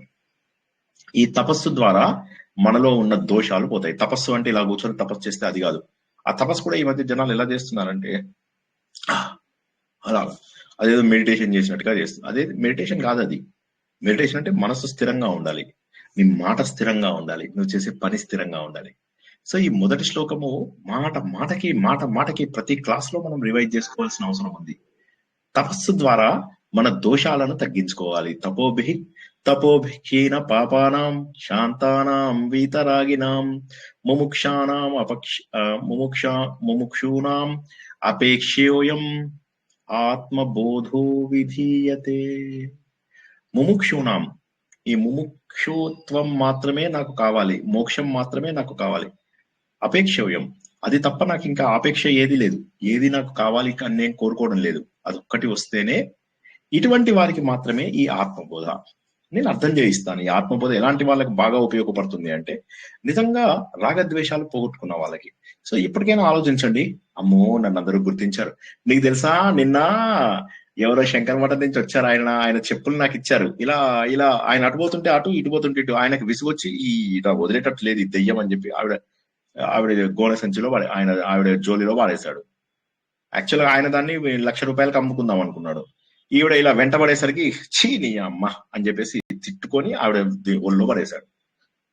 ఆవిడ అందరికీ చూపించింది, ఇదిగో చూడు ఆయన స్వామీజీ నన్ను నీ అమ్మ అని తిట్టినా కూడా ఇగో ఇవి మాత్రం ఇచ్చాడు పాదరక్షలు అని చెప్పేసి ఆవిడ చాలా సంతోషపడుతుంది. అందరికీ చూపిస్తుంది, ఫోటోలు వీడియోలు పెట్టుకొని చూపిస్తారు. అయిపోయిందా? అటు అటు అటు ఆ చెప్పులు ఇచ్చిన స్వామీజీకి ఎంత ఎంత పరిణతి వచ్చింది, చెప్పులు తీసుకున్నటువంటి వ్యక్తికి ఎంత పరిణతి వచ్చింది. కాబట్టి పరిణతి అనేటటువంటిది ఏంటంటే నిశ్చల తత్వం. ఆ నిశ్చల తత్వం రాకుండా మనం ఏంటంటే గుంపు గోవిందాలు నడిపిస్తూ ఉంటాం. గుంపు గోవిందాలలో కూడా ఏమిటి, ఒకడు భజనలు చేస్తాడు, గుంపులు కలుస్తాయి, కొన్ని గుంపులు కలుస్తాయి, కలిసి కొంతసేపు భజనలు చేస్తారు, కొంతసేపు నీ ఇంట్లో ఏమైంది నా ఇంట్లో ఏమైంది అంటారు. ఆ భజనలు చేస్తుంటే ఒక ఆవిడకి కాల్ వస్తుంది, ఆవిడ కాల్ తీసుకుంటూ మాట్లాడుతూ ఉంటుంది. వీళ్ళ లోపల మారాలి అనేది ఏది ఉండదు, ఇదొక ప్రోగ్రామ్ అంతే, ఇదొక ప్రోగ్రామ్, ఇది చెయ్యాలి. అందరి దగ్గర చెప్పుకుంటారు మేము బాగా చేస్తున్నాం అని చెప్తారు. అలా చెప్పుకోవడానికే అయిపోతుంది, జనాల్లో గొప్ప చెప్పుకోవడానికే సరిపోతుంది. నేను ఇందాక చెప్పే కదా, ఒక ఆవిడకి ఏదో అమ్మో వచ్చేసింది, అమ్మవారు వచ్చిందని, అమ్మ నా కోసం వచ్చావా అమ్మ నువ్వు అటు ఉంటే మిగతా వాళ్ళందరూ అనుకోవాలన్నమాట, అబ్బో ఈవిడ మహాత్మురాలు, ఈవిడ గొప్పది, చప్పట్లు కొడదాం. ఎన్ని రోజుల పాటు ఇంకా ఈ మూఢనమ్మకాలు, ఎన్ని రోజుల పాటు ఈ మూర్ఖత్వపు పనులు? మన లోపల మార్పు తేకపోతే అది ఆధ్యాత్మికత ఎలా అవుతుందో ఒక్కసారి ఆలోచించండి. మన లోపల సరైన మార్పు తెచ్చేదే ఆధ్యాత్మికత. మనం మారామా లేదా అని ఎలా చూసుకోవాలి అంటే, నువ్వు ఎంతమందిని ఈ రోజుకి ఇంకా ద్వేషిస్తున్నావు, ఎంతమంది పైన నీకు ఇంకా కంప్లైంట్స్ ఉన్నాయి, ఎంతమందిని నువ్వు చూసి న్యూట్రల్ గా ఉండగలుగుతున్నావు, ఎంతసేపు నువ్వు ఫోన్ కాల్స్ చేయకుండా ఉంటున్నావు, ఎంతసేపు నువ్వు ఏకాంతాన్ని ఇష్టపడుతున్నావు, ఎంతసేపు నువ్వు కేవలం నచ్చిన ప్రవచనాలను మాత్రమే చూస్తూ నీ సమయాన్ని ఉపయోగించుకుంటున్నావు. ఇది జీవితం అంటే. వారికి మాత్రం ఆత్మబోధ. ఎందుకంటే ఇంకా మిగతా ఏ సాధనము తీసినప్పటికీ కూడా, అన్ని సాధనాలలోకి కూడా అగ్ని మనకి ఏ విధంగానైతే వంట చేయడానికి అవసరమో, మిగతావన్నీ ఉన్నప్పటికీ, కర్మయోగం, భక్తి యోగం, రాజయోగం, జ్ఞానయోగం ఏవి ఉన్నప్పటికీ కూడా ముందు అగ్ని ఏ విధంగానైతే వంటకి అవసరమో, అదే విధంగా జ్ఞానము ఒక్కటి మాత్రమే మనకు మోక్షానికి దగ్గరికి తీసుకెళ్తుంది. జ్ఞానము అంటే ఏంటి? ఈ శరీరం నేను కాదు, ఇక్కడ జరుగుతున్నదంతా కూడా మాయా, నేను ఎప్పుడో ఒకప్పుడు ఇందులోంచి వెళ్ళిపోవాలి, ఇప్పటి వరకు బంధాలు అనుకున్నవి ఒక్క సెకండ్ టైం లోపల కట్ అయిపోతాయి అని చెప్పేసి. తర్వాత శ్లోకంకి వచ్చేసరికి ఏంటి, కర్మలు చేయడం, కర్మలన్నా అజ్ఞానం అన్నా ఒకటే. కర్మలు అజ్ఞానానికి వ్యతిరేకం కాదు, వ్యతిరేకమైతే ఇక్కడి నుంచి ఒక పవర్, ఇక్కడి నుంచి ఒక పవర్ వచ్చి రెండు కొట్టుకుపోతాయి. కానీ కర్మ అజ్ఞానం రెండు ఒక దారిలో వెళ్తాయి. అవిరోధితయా కర్మ న అవిద్యాం వినివర్తయేత్, విద్యా అవిద్యాం నిహంత్యేవ తేజస్తిమిర సంఘవత్. ఆయన ఏమంటున్నాడు అంటే, అజ్ఞానం పోవాలి అంటే నీకు జ్ఞానమే మార్గము, ఒక దీపం రావాలి. అక్కడికి కనుక నువ్వు అవిద్యన రావాలి అంటే, తేజస్సు వచ్చిందంటే ఈ తిమిరం అంతా ఎగిరిపోతుంది. ఈ రూమ్ లో కూర్చొని చీకటిగా ఉంది, ఏం చేద్దాం, చీకటిగా ఉందండి భజనలు చేద్దాం, చలో భజనలు, గోవిందా గోవిందా నువ్వు లేందే నేను లేను, గోవిందా అయ్యప్ప స్వామి అయ్యప్ప, చచ్చిపోతాను అయ్యప్ప నువ్వు లేకపోతే, ఇవి మాటలు మాట్లాడుతూ, ఇలాంటి పాటలు పాడుతూ చేస్తుంటే చీకటి పోదు, దీపం వెలుతురు తీసుకురావాలి లోపలికి. జ్ఞానం అనేది తప్ప మరేది కాదు. కర్మ అజ్ఞానం రెండు ఒకే దారిలో వెళ్తూ ఉంటాయి. కాబట్టి కర్మలు ఏవి కూడా అజ్ఞానాన్ని పోగొట్టలేవు, కేవలము జ్ఞానం మాత్రమే. అంటే ఏ విధంగానైతే దీపం ఒకటి తీసుకుని వస్తే చీకటంతా వెళ్ళిపోతుందో, అలాగే నీ లోపల కూడా ఆలోచన రావాలి. ఆలోచన ద్వారా మాత్రమే జ్ఞానం వస్తుంది. జ్ఞానం ఎప్పుడు వస్తుంది? ఆలోచిస్తే. బట్టి కొడితే జ్ఞానం వస్తుందా? ఆలోచించండి. పరిచ్ఛిన్న ఇవాజ్ఞానాత్ తత్ నాశే సతి కేవలః స్వయం ప్రకాశతే హ్యాత్మ మేఘాపాయే అంశుమానివ. అంశుమాన్ ఇవ, సూర్యుడు అంశుమాన్ అంటే ఇవ, ఆయనలాగా. ఎలాగా? ఏమంటున్నాడు? మేఘాపాయే అంశుమానిహ, మేఘాలు వెళ్ళిపోయిన తర్వాత సూర్యుడు ఎలా కనిపిస్తాడో అలాగా జ్ఞానం వచ్చింది అంటే ఆటోమేటిక్ గా నీకు నువ్వు కనిపిస్తావు. ఇప్పుడు ప్రాబ్లం ఏంటంటే, నేనెవరు అనేది తెలుసుకోలేకపోతున్నాం. తెలుసుకోలేకపోవడం వల్ల ఏమైతుంది? నన్ను నేను గుర్తించలేకపోతున్నాను. కానీ ఒకసారి జ్ఞానం వచ్చింది అంటే నేను ఎంత స్పష్టంగా కనిపిస్తాను అంటే, నేను ఆత్మస్వరూపుడునని ప్రత్యక్షంగా తెలుస్తుంది. అయితే ఈ దారిలో కూడా కొంత అనుభవాలు వస్తూ ఉంటాయి, గొప్ప అనుభవాలు వస్తూ ఉంటాయి. జ్ఞాన మార్గంలో అత్యద్భుతమైనటువంటి అనుభవాలు వస్తూ ఉంటాయి. మనస్సు చాలా సంతోషంగా ఉంటుంది. సత్యం తెలుసుకున్నవాడు సంతోషంగా ఉంటాడు. ఒక ఉదాహరణకి, ఇద్దరు చిన్నపిల్లలు ఒక బొమ్మ కోసం కొట్టుకుంటున్నారు అనుకుందాం. ఇది నా బొమ్మ అంటే ఇది నా బొమ్మ, ఇది నా వస్తువు అంటే ఇది నా వస్తువు. ఇక్కడ నుంచి తండ్రి చూసుకుని నవ్వుతూ ఉంటాడు, పిల్లలు కొట్టుకుంటూ ఉంటారు, కానీ తల్లిదండ్రులు నవ్వుకుంటూ ఉంటారు. ఎందుకు? ఇచ్చింది తల్లిదండ్రులు. ఆ బొమ్మ కావాలంటే తల్లి కొనగలడు. అదే విధంగా మనం సిల్లి అని చెప్పి తెలియాలి మనకు ముందు. అది తెలిసినప్పుడు అందుకోసం ఏమన్నాం మనము, వైరాగ్యం అంటే మొన్న చెప్పుకున్నాం, వైరాగ్యం అంటే వదలడం కాదు, ఎదగడం. ఆ మెచ్యూరిటీ రావాలి. కానీ మనం ఏం చేస్తున్నాం, వేరే వాళ్ళు ఇచ్చే చీరల కోసము, వేరే వాళ్ళు ఇచ్చే అక్షింతల కోసం, దేవుడి మీద అక్షింతలు వేయండి అనగానే గుంపు గుంపు వస్తారు, వచ్చేసేసి అక్షింతలు ఇలా వేస్తూ ఉంటారు. అయితే అక్షింతలు సగం పూజారి మీద పడతాయి, సగం దేవత మీద పడతాయి, సగం అందరూ తొక్కుతూ ఉంటారు. ఎక్కడ మార్పు వచ్చింది? నేను చాలా ప్రవచనాలకు వెళ్ళాను, పెద్ద పెద్ద ప్రవచనకర్తల ప్రవచనాలకు వెళ్ళాను. అక్కడ జనాల మూర్ఖత్వం చూస్తుంటే నాకు అర్థమయ్యేది కాదు. ఓకే, వీళ్ళతోట నేను వచ్చింది కాఫీ కప్పు కోసం అని చెప్పేసి, కాఫీ కోసం అని చెప్పి, ఇంత బుజ్జి కాఫీ కప్పు కోసం అని చెప్పి 10 మంది గుంపులో నిలబడ్డారు. ఒకడు సప్లై చేస్తున్నాడు కాఫీ. సో ఇలా వర్టికల్ గా నిలబడాలి, ఒకటి వెనకాల ఒకడు ఇలా నిలబడితే వస్తుంది. జనాలు ఏం చేస్తారు, ఇలా నిలబడ్డారు అడ్డంగా. నాకు కావాలి టీ అని చెప్పేసి వాడి దగ్గర అడుగుతున్నారు. వాడు ఉన్నది వాడి వెనకాల ఒకళ్ళు వెళ్ళిపోయి 2వ వాడు 3వ వాడు ఇలా ఉండాలి కదా, ఇలా లేదు. ఇప్పుడు ఇలా అడ్డంగా నిలబడితే సరిపోదు. అడ్డంగా నిలబడ్డ వాళ్ళందరి వెనకాల మళ్ళీ ఒక 10 క్యూలు తయారయ్యాయి. ఎక్కడ పరిణతి వచ్చింది? ప్రవచనం అయిపోయింది, ఈ రోజు చివరి రోజు, ఇక ప్రసాదం తీసుకోండి, ప్రవచన ప్రసాదము అంటారు. అనగానే ఏంటి, వాళ్ళు బయటికి వెళ్ళే వాళ్ళందరికీ కూడా చిన్న పేపర్ మీద ప్రవచనంలో చెప్పినటువంటి ముఖ్య శ్లోకాలు రాసిస్తారు అనుకుందాం. రాసిస్తే వీళ్ళు బయటికి వచ్చే వాళ్ళు తొక్కుకుంటూ తన్నుకుంటూ అవన్నీ తీసుకుంటారు. కొంతమంది ఏం చేస్తారు, ఈ చేత్తో ఒకటి ఈ చేత్తో ఒకటి 2 తీసుకుంటారు. ఎందుకంటే ఇంకెవరికైనా ఇద్దామని. నువ్వే చదవవు, ఇంకోటికి ఇస్తే వాడు చదవడు. అలా ఇళ్లలో ఎంత ఎంత పేరుకుపోయి ఉంటాయో ఒకసారి ఆలోచన. కాబట్టి ఏమవుతుందంటే మనకు మన స్వరూపం కనిపించట్లేదు. ఇన్ని రోజులప్పుడు లోభంగాను కక్కుర్తిగాను చెడు పనులు చేస్తూ మనం భగవంతుడికి దూరంగా ఉన్నాం. కాబట్టి ఆధ్యాత్మికత అంటే ఏంటంటే మనని మనము శుభ్రపరచుకోవడము, మనని మనము చక్కగా చేసుకోవడము. అలా చేసుకోవడం వల్ల ఏమవుతుందంటే అప్పుడు మనకి ఏమర్థమవుతుందంటే నేను ఆత్మస్వరూపుడినే, అవతలవాడు ఆత్మస్వరూపుడే. ఇప్పుడు మనకు శ్రీకృష్ణ భగవానుడు భగవద్గీతలో ఏం చెప్పాడు?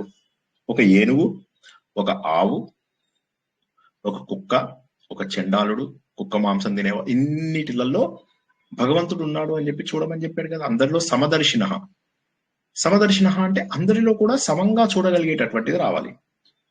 మనం పూజలలో ఏం చేస్తాం, ఇది సువాసిని పూజ అండి అంటే భర్త లేని వాళ్ళని నువ్వు డివైడ్ చేస్తున్నావు. ధర్మము అనగా ఏమిటి? ఎవరన్నా చెప్తారా అండి? ధర్మం అంటే అందరికీ ఒకే రకంగా ఉండాలా, లేకపోతే వేరువేరుగా ఉండాలా? ధర్మం అంటే ఎవరైనా జవాబు చెప్పండి, ఒక 2-3 జవాబు చెప్పండి. ధర్మం అంటే ఎలా ఉండాలి? అయితే ఒకటే గాని వాడుకల మొత్తం 3 రకాలు ఉంది సార్. ధర్మం అయితే ఒకటే గాని వాడుక మాత్రం 3-4 రకాలు, ఎన్ని రకాలుగా ఉంటే అన్ని రకాలుగా వాడేసుకుంటున్నారు సార్. మీరు నాకు ఎగ్జాంపుల్ చెప్పండి. ఒక ధర్మం అంటే అందరూ ఒకటే రకం ఉండాలి సార్. ధర్మం ఫర్ ఎగ్జాంపుల్ గాలి పీల్చుకోవడం అనేది ధర్మము. ఇది అందరికి ఒక రకంగా ఉందా లేక వేరువేరుగా ఉందా? కొంతమంది ముక్కుతో పీలుస్తున్నారు, కొంతమంది కళ్ళతో పీలుస్తున్నారు కదా. ఇక్కడ ఉన్న వాళ్ళందరూ అందరూ ఒకే రకంగా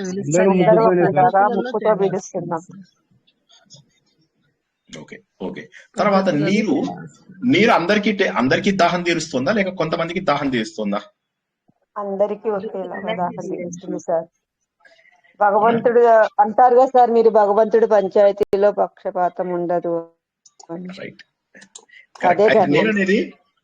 అది కరెక్టే. నా మాటను అర్థం చేసుకోవడానికి కొద్దిగా ట్రై చేయండి. కష్టమైన సబ్జెక్ట్ కాబట్టి ఉదాహరణలు చెప్పుకున్న శ్లోకాలే మళ్ళీ చెప్పుకోవడం జరుగుతూ ఉంటుంది. మీరు కూడా కాస్త సాధన చేస్తూ ఉండండి.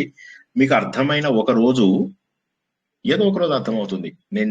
నాకేమన్నా అయ్యే లోపల మీకు ఖచ్చితంగా అర్థం అవ్వాలని కోరుకుంటున్నాను. నేను ఒక్కటే గుర్తుంచుకోండి, అర్థమైన రోజు మీకు గుండె కొట్టుకొని నీరైపోతుంది. ఆ రోజు నాడు అయ్యో ఇంత బాగా చెప్పారు ఆయన, ఆ రోజు మాకు అర్థం కాగలేదు మేము అని చెప్పేసి బాధపడాల్సి వస్తుంది. ఒక్కరోజు అర్థం చేసుకోవడానికి ట్రై చేయండి. ఒక్కరోజు ఏదో ఒక రోజు అర్థమవుతుంది. అది అర్థమైన మరుక్షణము ఇలాగ పొరలుగా అజ్ఞానము ఇలా మీకు తెలుస్తూ ఉంటుంది. అజ్ఞానం పోయింది అన్న విషయం తెలుస్తుంది. నన్ను నమ్మండి, అజ్ఞానము పొరలుగా ఎగిరిపోతుంది. మీరే చూడండి, ఇప్పటి వరకు మనం చేసినవి ఎంతవరకు కరెక్ట్? ఆలయాలలో మనం చేసింది కరెక్టా? పారాయణాలలో మనం చేసింది కరెక్టా? అభిషేకాలలో మనం చేసింది కరెక్టా? దీపాలు పెట్టడంలో ఒక దీపం పెట్టకుండా 10 దీపాలు పెడతాము. ఒక ఇయర్ వెళ్తే మనకు ఉత్తర ద్వార దర్శనంలో మోక్షం వచ్చేస్తుంది. ఒక్కసారైనా నువ్వు జీవితంలో శివరాత్రి నాడు ఉపవాసం ఉన్నావంటే నీకు మోక్షం అన్నారు. సరే, ఒక ఇయర్ ఉన్నాము, అయిపోయింది, మోక్షం రావాలి కదా. మోక్షం రాలేదు, మళ్ళీ నెక్స్ట్ ఇయర్ మళ్ళీ ఉపవాసం ఉంటావు, మళ్ళీ ఉత్తర ద్వార దర్శనం, ఇలాగా చేస్తున్నా. దానికి కారణం ఏంటి అంటే మనకి ఇంకా ఆ పరిణతి రాలేదు. అదే విధంగా దీపాలు, ఒక దీపం వెలిగిస్తే చాలు ఆలయంలో, చాలు కదా ఒక దీపం వెలిగిస్తే. ప్రతిరోజు దీపాలు వెలిగిస్తారు. నేను కోటి దీపోత్సవంలో వెళ్ళాను, ఫైనల్ డే నాడు ఆ రోజు దీపం వెలిగిద్దామని నేను కూడా అనుకున్నాను. అంతా అయిపోయింది 11ంటికి అన్నమాట. ఒక్క దీపం వెలిగిద్దాం అనుకున్నాను. నేను ప్రామిస్ చెప్తున్నాను, ఒక్క దీపం. ఒక్కొక్కడు 10 దీపాలు వెలిగిస్తున్నాడు కానీ నాకు ఒక్క దీపం వెలిగించే అవకాశం ఇవ్వాల. ఎంతవరకు కరెక్ట్ ఒకసారి ఆలోచించండి. ఒక్కొక్కడు 10, 20 దీపాలు వెలిగించేస్తున్నాడు. ఒక్క దీపం వెలిగించినా చాలు కదా. మరి ఎందుకు 10 దీపాలు వెలిగిస్తూ కూడా వేరే వాళ్ళ జీవితాలలో వెలుగు నిండకూడదు, నా జీవితంలో మాత్రం 10 వెలుగులు నిండాలి అని చెప్పేసి పెట్టుకుంటే ఏది ఎక్కడి న్యాయం? దర్శనం చేసుకునేటప్పుడు మనం ముందు ముసలాళ్ళు ఉన్నారా పిల్లలు ఉన్నారా చూసుకోం. మనకు దర్శనం అయితే చాలు, బొజ్జతోటి తోసేద్దాం. ఇప్పుడు నేను చెప్పాలంటే నాకు మంచి బొజ్జు ఉంది, నేను తోయడం మొదలెట్టానంటే ఎవరికి దర్శనం కాదు. కానీ మరి వేరే వాళ్ళకు ముందు దర్శనం చేయించాలి. నీకు దర్శనం అవ్వకపోయినా పర్వాలేదు, కానీ ఎవరైతే దర్శనం చేసుకోలేని స్టేజ్ లో ఉన్నారో వారికి దర్శనం కలిగించు. వివేకానందుడు ఎందుకు వెనక్కి వచ్చాడు? ముముక్షుత్వం 3 రకాలు. ఒకటి ఏంటంటే ఆ మార్గంలో వెళ్ళిపోతారు, ఆనందంగా ఉండిపోతారు.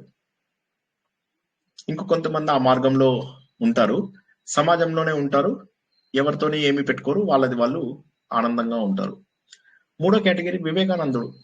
ఆయన ఏం చేశాడు? తను పొందిన ఆనందము ఇది మళ్ళీ అందరికీ తెలియజేయాలి. ఈ కేమ్ బ్యాక్, వెనక్కి వచ్చి మళ్ళీ అందరికీ కూడా ఆ జ్ఞానాన్ని అందజేశాడు. కాబట్టి ఇక్కడ మనం గుర్తించాల్సింది ఏంటంటే మనకు ఎంత అనుభవం కావాలనుకుంటున్నామో ఆ గొప్ప అనుభవాన్ని అవతల వాళ్ళకి ఇచ్చినప్పుడే మన లోపల మార్పు వచ్చినట్టు. ఆధ్యాత్మికత అంటే ఏంటి అంటే మన లోపల మార్పు రావడం. ఆధ్యాత్మికత అంటే ఏంటి మనకు దబదబా కోటి దీపోత్సవంలో కూర్చుంటారు జనాలు, ముందు ఆ రిజర్వ్ చేసేసుకుంటారు 10 మందికి. వాళ్ళకి యాక్చువల్ గా 5 ఉంటారు, కానీ 10 మందికి సరిపడా రిజర్వ్ చేసుకుని పెట్టుకుంటారు. జస్ట్ అంటే ఆలోచించండి, ఇది మీరంతా చేసే ఉంటారు, ఇందులో తప్పేమీ లేదు. నేను అనేది చేశారా లేదా ఇలాంటి పనులు జీవితంలో ఆలోచించండి ఒకసారి. యజ్ఞాలు, యాగాలు, అభిషేకాలు, అటు పూజారి సరిగ్గా ఉండడు, పెళ్లిళ్ళు చూడండి, పెళ్లిళ్ళు ఎలా చేస్తున్నారు.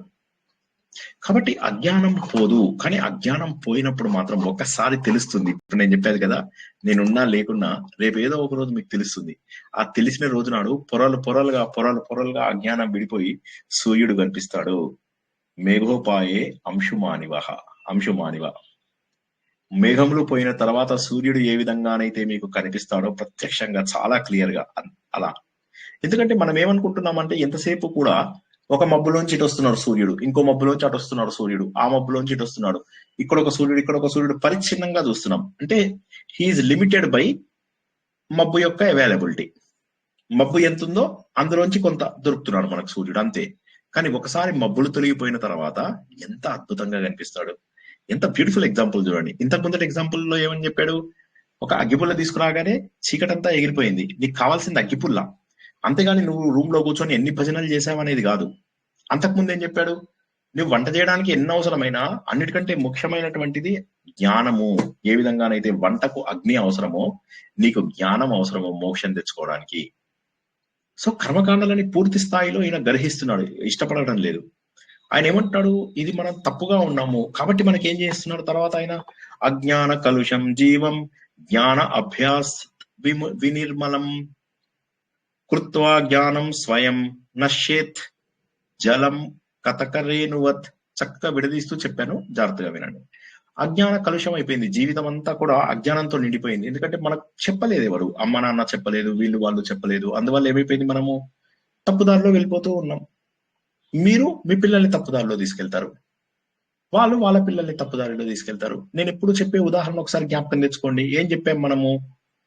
ఒక తండ్రి ఒక పొలాన్ని కాపాడుతున్నాడు, మంచిగా దున్నుతున్నాడు, బోల్డ్ అంత పంట వస్తుంది అందులోంచి.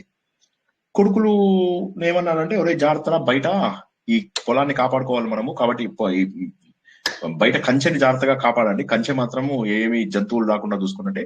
కొడుకులు చాలా కష్టపడి కంచెలను జాగ్రత్తగా కాపాడారు. తర్వాత తండ్రి చనిపోయాడు, వాళ్ళు కంచె జాగ్రత్తగా కాపాడుతున్నారు. తర్వాత నెక్స్ట్ జనరేషన్ వచ్చింది, వాళ్ళకి వీళ్ళు చెప్పారు నువ్వు కంచెని జాగ్రత్తగా కాపాడని. వాళ్ళు ఏం చేశారు? సిమెంట్ గోడ కట్టించారు. తర్వాత జనరేషన్ వాళ్ళు వచ్చారు, ఈ గోడకి ఏం చేశారు, ఈ పెంకులు పెట్టారు. తర్వాత వాళ్ళు వచ్చారు, వచ్చేసి ఏం చేశారు, ఇనప గోడలు పెట్టారు. తర్వాత వాళ్ళు వచ్చారు, ఇంకో గోడలు ఏవో కట్టించారు. మొత్తం మీద కంచెని మాత్రం బాగా కాపాడుతూ వస్తున్నారు. లోపల ఉన్న పొలం మాత్రము ఎవరు పట్టించుకోవడం లేదు. అది మనకు అవసరమా? సో ఆచార వ్యవహారాలు ఎంతవరకు మన ధర్మాన్ని నిలుపుకునే వరకు. ధర్మం అంటే ఏంటి? అందరినీ మనం సమానంగా చూడగలుగుతున్నామా లేదా? అందరినీ సమానంగా చూడగలుగుతున్నామంటే కుక్కని తీసుకొచ్చి పంచభక్ష పరమాన్నాలు, మనిషిని తీసుకెళ్లి బ్రాహ్మణుని తీసుకెళ్లి రోటీ పడేస్తామా? బ్రాహ్మడికి ఇలా రోటీ పడేసి కుక్కని తీసుకెళ్లి సింహాసనం మీద కూర్చోబెట్టి పంచభక్ష పరమాన్నాలు ఇస్తాం? అలా కాదు. ఎవరికి కావాల్సింది వాళ్ళకి ఇస్తాం. అన్నిట్లలో సమానమైన ప్రాణం ఉంది అని చెప్పి గుర్తించాలి. ఆవుని చంపకూడదు. ఎలా అయితే ఆవుని చంపితే తప్పో, మిగతా జీవులను కూడా చంపితే అదే తప్పు. ప్లేట్ లోపల మాంసాన్ని పెట్టుకొని నువ్వు అహింస గురించి మాట్లాడే అర్హత ఏది నీకు? ఒక శవాన్ని తింటూ హింస గురించి మాట్లాడే అర్హత ఉందా? సో కాబట్టి ప్రాణం అన్నిట్లలో ఉంది అన్నది తెలుసుకోవడమే మెచ్యూరిటీ. కానీ పుట్టడం నాన్ వెజ్ గా పుట్టాను సార్, అందుకే జాగ్రత్త పడు. ఇప్పుడు జాగ్రత్త పడు. కనీసం జీవహింస తప్పు తప్పు తప్పు. మరి ఏది సార్, ఏం తినాలి? శ్రీకృష్ణ భగవాన్ ఏం చెప్పాడు?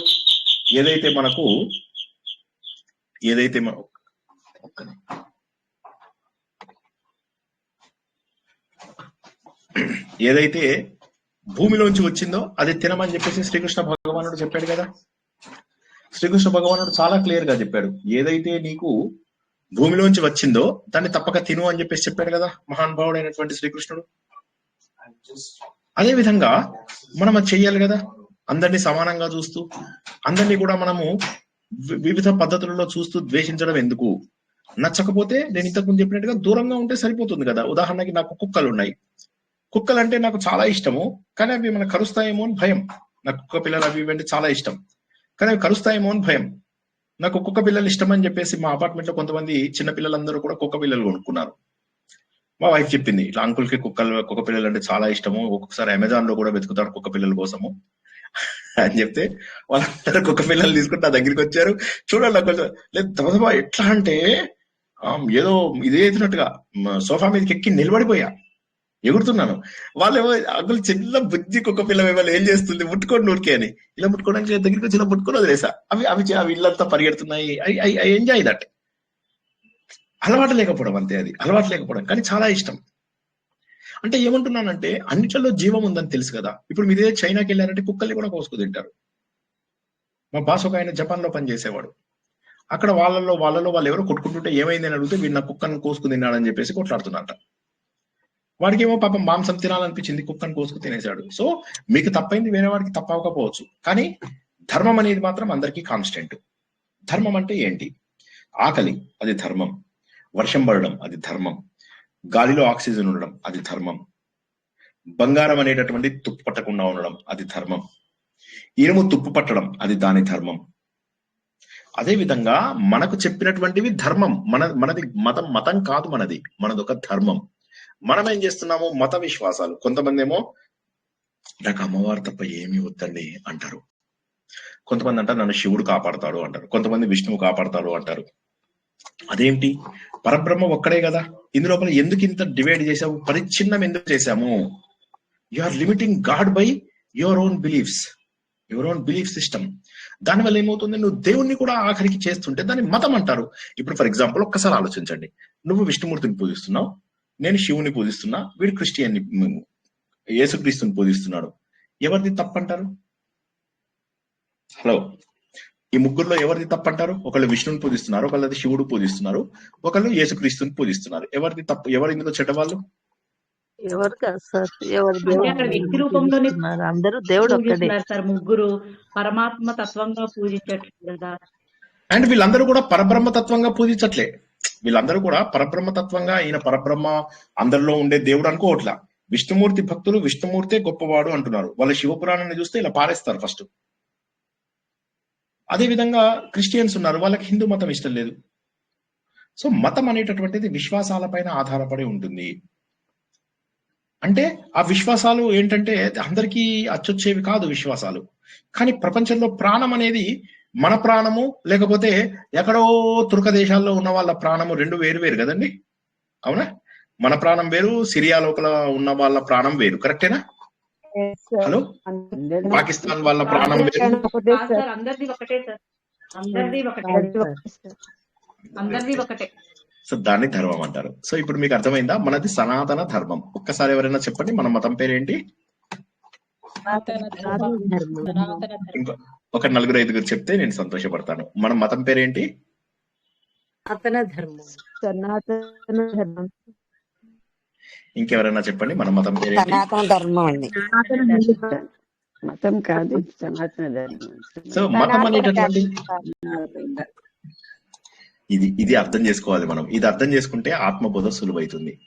ఆత్మబోధ ఎవరి కోసము అంటే, ఒకదాన్ని నాకు విష్ణుమూర్తి మంచాడండి, నాకు అమ్మవారే మంచిదండి కాదు. అందరిలో దేవుడు ఉన్నాడు, నీలో నాలో అందరి లోపల పవిత్రులమైన మరుక్షణము మనలో ఉన్న దేవుణ్ణి చూడొచ్చు. నన్ను నమ్మండి, మొత్తం పవిత్రులు అవ్వాల్సిన అవసరం లేదు. కొద్ది కొద్దిగా మార్పు చేసుకోండి. నేను అదే చెప్తున్నా. ఇవాళ నేనున్నా లేకుండా, ఇవాళ ఉన్నాను, రేపు ఉండకపోవచ్చు. కానీ మీకు ఆ జ్ఞానం ఒక రోజు అర్థమైన రోజు నేను మీకు మాటికి జ్ఞాపకం వస్తాను. ఆ రోజు దర్బా గారు చెప్పారు ఈ మాట, నేను ఏమంటున్నానంటే, ఒక్కసారి ప్రయత్నం చేయండి, ఒక్కసారి ప్రాక్టీస్ చేయండి, ఒక్కసారి ఆలోచించి చూడండి. ఎంత ఆనందంగా అనిపిస్తుందంటే మీకు గుండె దూది పింజలాగా వెళ్తుంది. నేను ఎంజాయ్ చేయనా? నేను ఆనందంగా లేనా? నేను అన్ని వదిలేసానా? పిల్లల్ని రోడ్డు మీద వారేసానా? అందరినీ నేను as a matter of fact, నేను 10 మందికి మంచి జరుగుతుందంటే నేను ముందు నిలబడతాను, గట్టిగా నిలబడతాను. నేను 10 మందికి మంచి, నేను ఎన్నోసార్లు అనుకుంటాను, దేవుడా ఒకవేళ ప్రాణం పోయేది ఉంటే ఆటోమేటిక్ గా పోగొట్టద్దు నా ప్రాణాన్ని అందరి ప్రాణంలాగా ఫటక్మని పోయేలాగా చెయ్యకు. నన్ను 10 మందికి ఉపయోగపడేటటువంటి మరణాన్ని ఇవ్వు, 100 మందికి ఉపయోగపడే మరణాన్ని ఇవ్వు, ఒక గొప్ప సేవ చేస్తూ చనిపోయేటటువంటి అవకాశం ఇవ్వు. నా జీవితం నాకు ఇంపార్టెంట్ కాదు, ఎందుకంటే ఈ శరీరం నాకు, I don't think it is important to me. మన జీవితంలో ఎంత ఆనందం అనిపిస్తుందో తెలుసా? ఎప్పుడైతే ఈ శరీరం మనం కాదు అని చెప్పి తెలుస్తుందో ఎంత ఆనందం ఉంటుందో తెలుసా మీకు? ఎందుకు ఇంత కల్మషం లేని నవ్వులు నవ్వగలుగుతాను నేను? నాకు ఇప్పుడు అసలు నాకు పెద్ద కష్టాలు, నాకు కష్టాలు రావని మాత్రం దయచేసి అనుకోకండి. మీకు అందరికీ వచ్చిన అన్ని కష్టాలు నాకు వచ్చి ఉంటాయి, కానీ వాటికి చలించే మనస్తత్వం తగ్గిపోయింది. పూర్తిగా పోతుంది. నేను అదే అంటున్నాను. ఇక్కడ మనకు ఆయన ఏమంటున్నాడు? అది ఎవరన్నా మీనింగ్ చదువుతారా? ఆ నోట్స్ ఉందా అందరి దగ్గర? ఎవరన్నా చదవండి అమ్మా కొద్దిగా. నాకు చదవచ్చు కానీ గొంతు ఏదైతుంది, బాధపడతాను. 4వది చదవండి అమ్మా. 4వది అదే చిన్మయ మిషన్ వాళ్ళది ఎవరన్నా ఉందా? ఎవరు అసలు ముందు పెట్టుకోవడం కూడా మర్చిపోతున్నారా? అజ్ఞానం వల్ల ఆత్మ పరిమితమైనదిగా కనిపిస్తుంది. అజ్ఞానం నశించినప్పుడు ఎటువంటి గుణాకారాన్ని అంగీకరించని ఆత్మ నిజంగా తనను తాను స్వయంగా వెల్లడిస్తుంది, మేఘాలు గడిచిపోయిన సూర్యుడిలా. ఓకే, అర్థమైందా అందరికీ ఈ శ్లోకము? ఇంకెవరికైనా మళ్ళీ చెప్పనా? అందరూ కూడా దయచేసి దాన్ని ప్రింట్ తీసుకొని క్లాస్ ముందులో పెట్టుకోండి. నేను ఎన్నోసార్లు చెప్తున్నాను, మీరు ఎందుకో ఎవ్వడూ ప్రింట్ తీసుకోవడం లేదు. ఏమిటి పోనీ చెప్పండి, ఎవరెవరి దగ్గర డబ్బు లేదో చెప్పండి, నేను పంపిస్తాను, డబ్బు పంపిస్తాను. ఓకే, ఇది నాకు తెలుసు, ఇది మీకు అనవసరమైన ఎక్స్పెన్స్ అనిపించడం సహజమే. దయచేసి నాకు పంపించండి. ఎంత డబ్బు లేదంటే ఒక పూల్ చేస్తాను, నేను ఒక డబ్బు నా డబ్బే పూల్ చేస్తాను, నేను ఎవరి దగ్గర తీసుకోను. ఆ డబ్బుని అందరూ వాడుకోండి. 1 లక్ష 2 లక్షలు పెడతాను, మీరు ప్రింట్ తీసుకోవాలి కనీసం.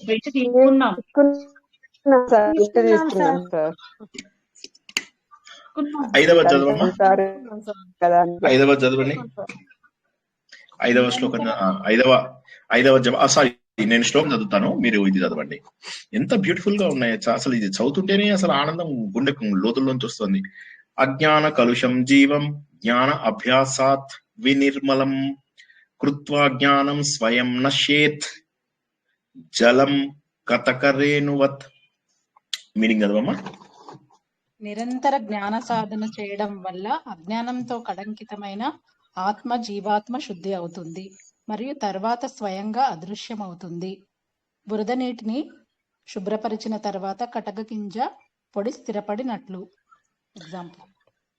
ఎగ్జాంపుల్. ఎవరైనా ఇంకెవరైనా చదవగలరా ఇది? ఇంకెవరైనా నిరంతర జ్ఞాన సాధన చేయడం వల్ల ఒక్కసారి అజ్ఞానంతో ఒక్క నిమిషం ఆపండి.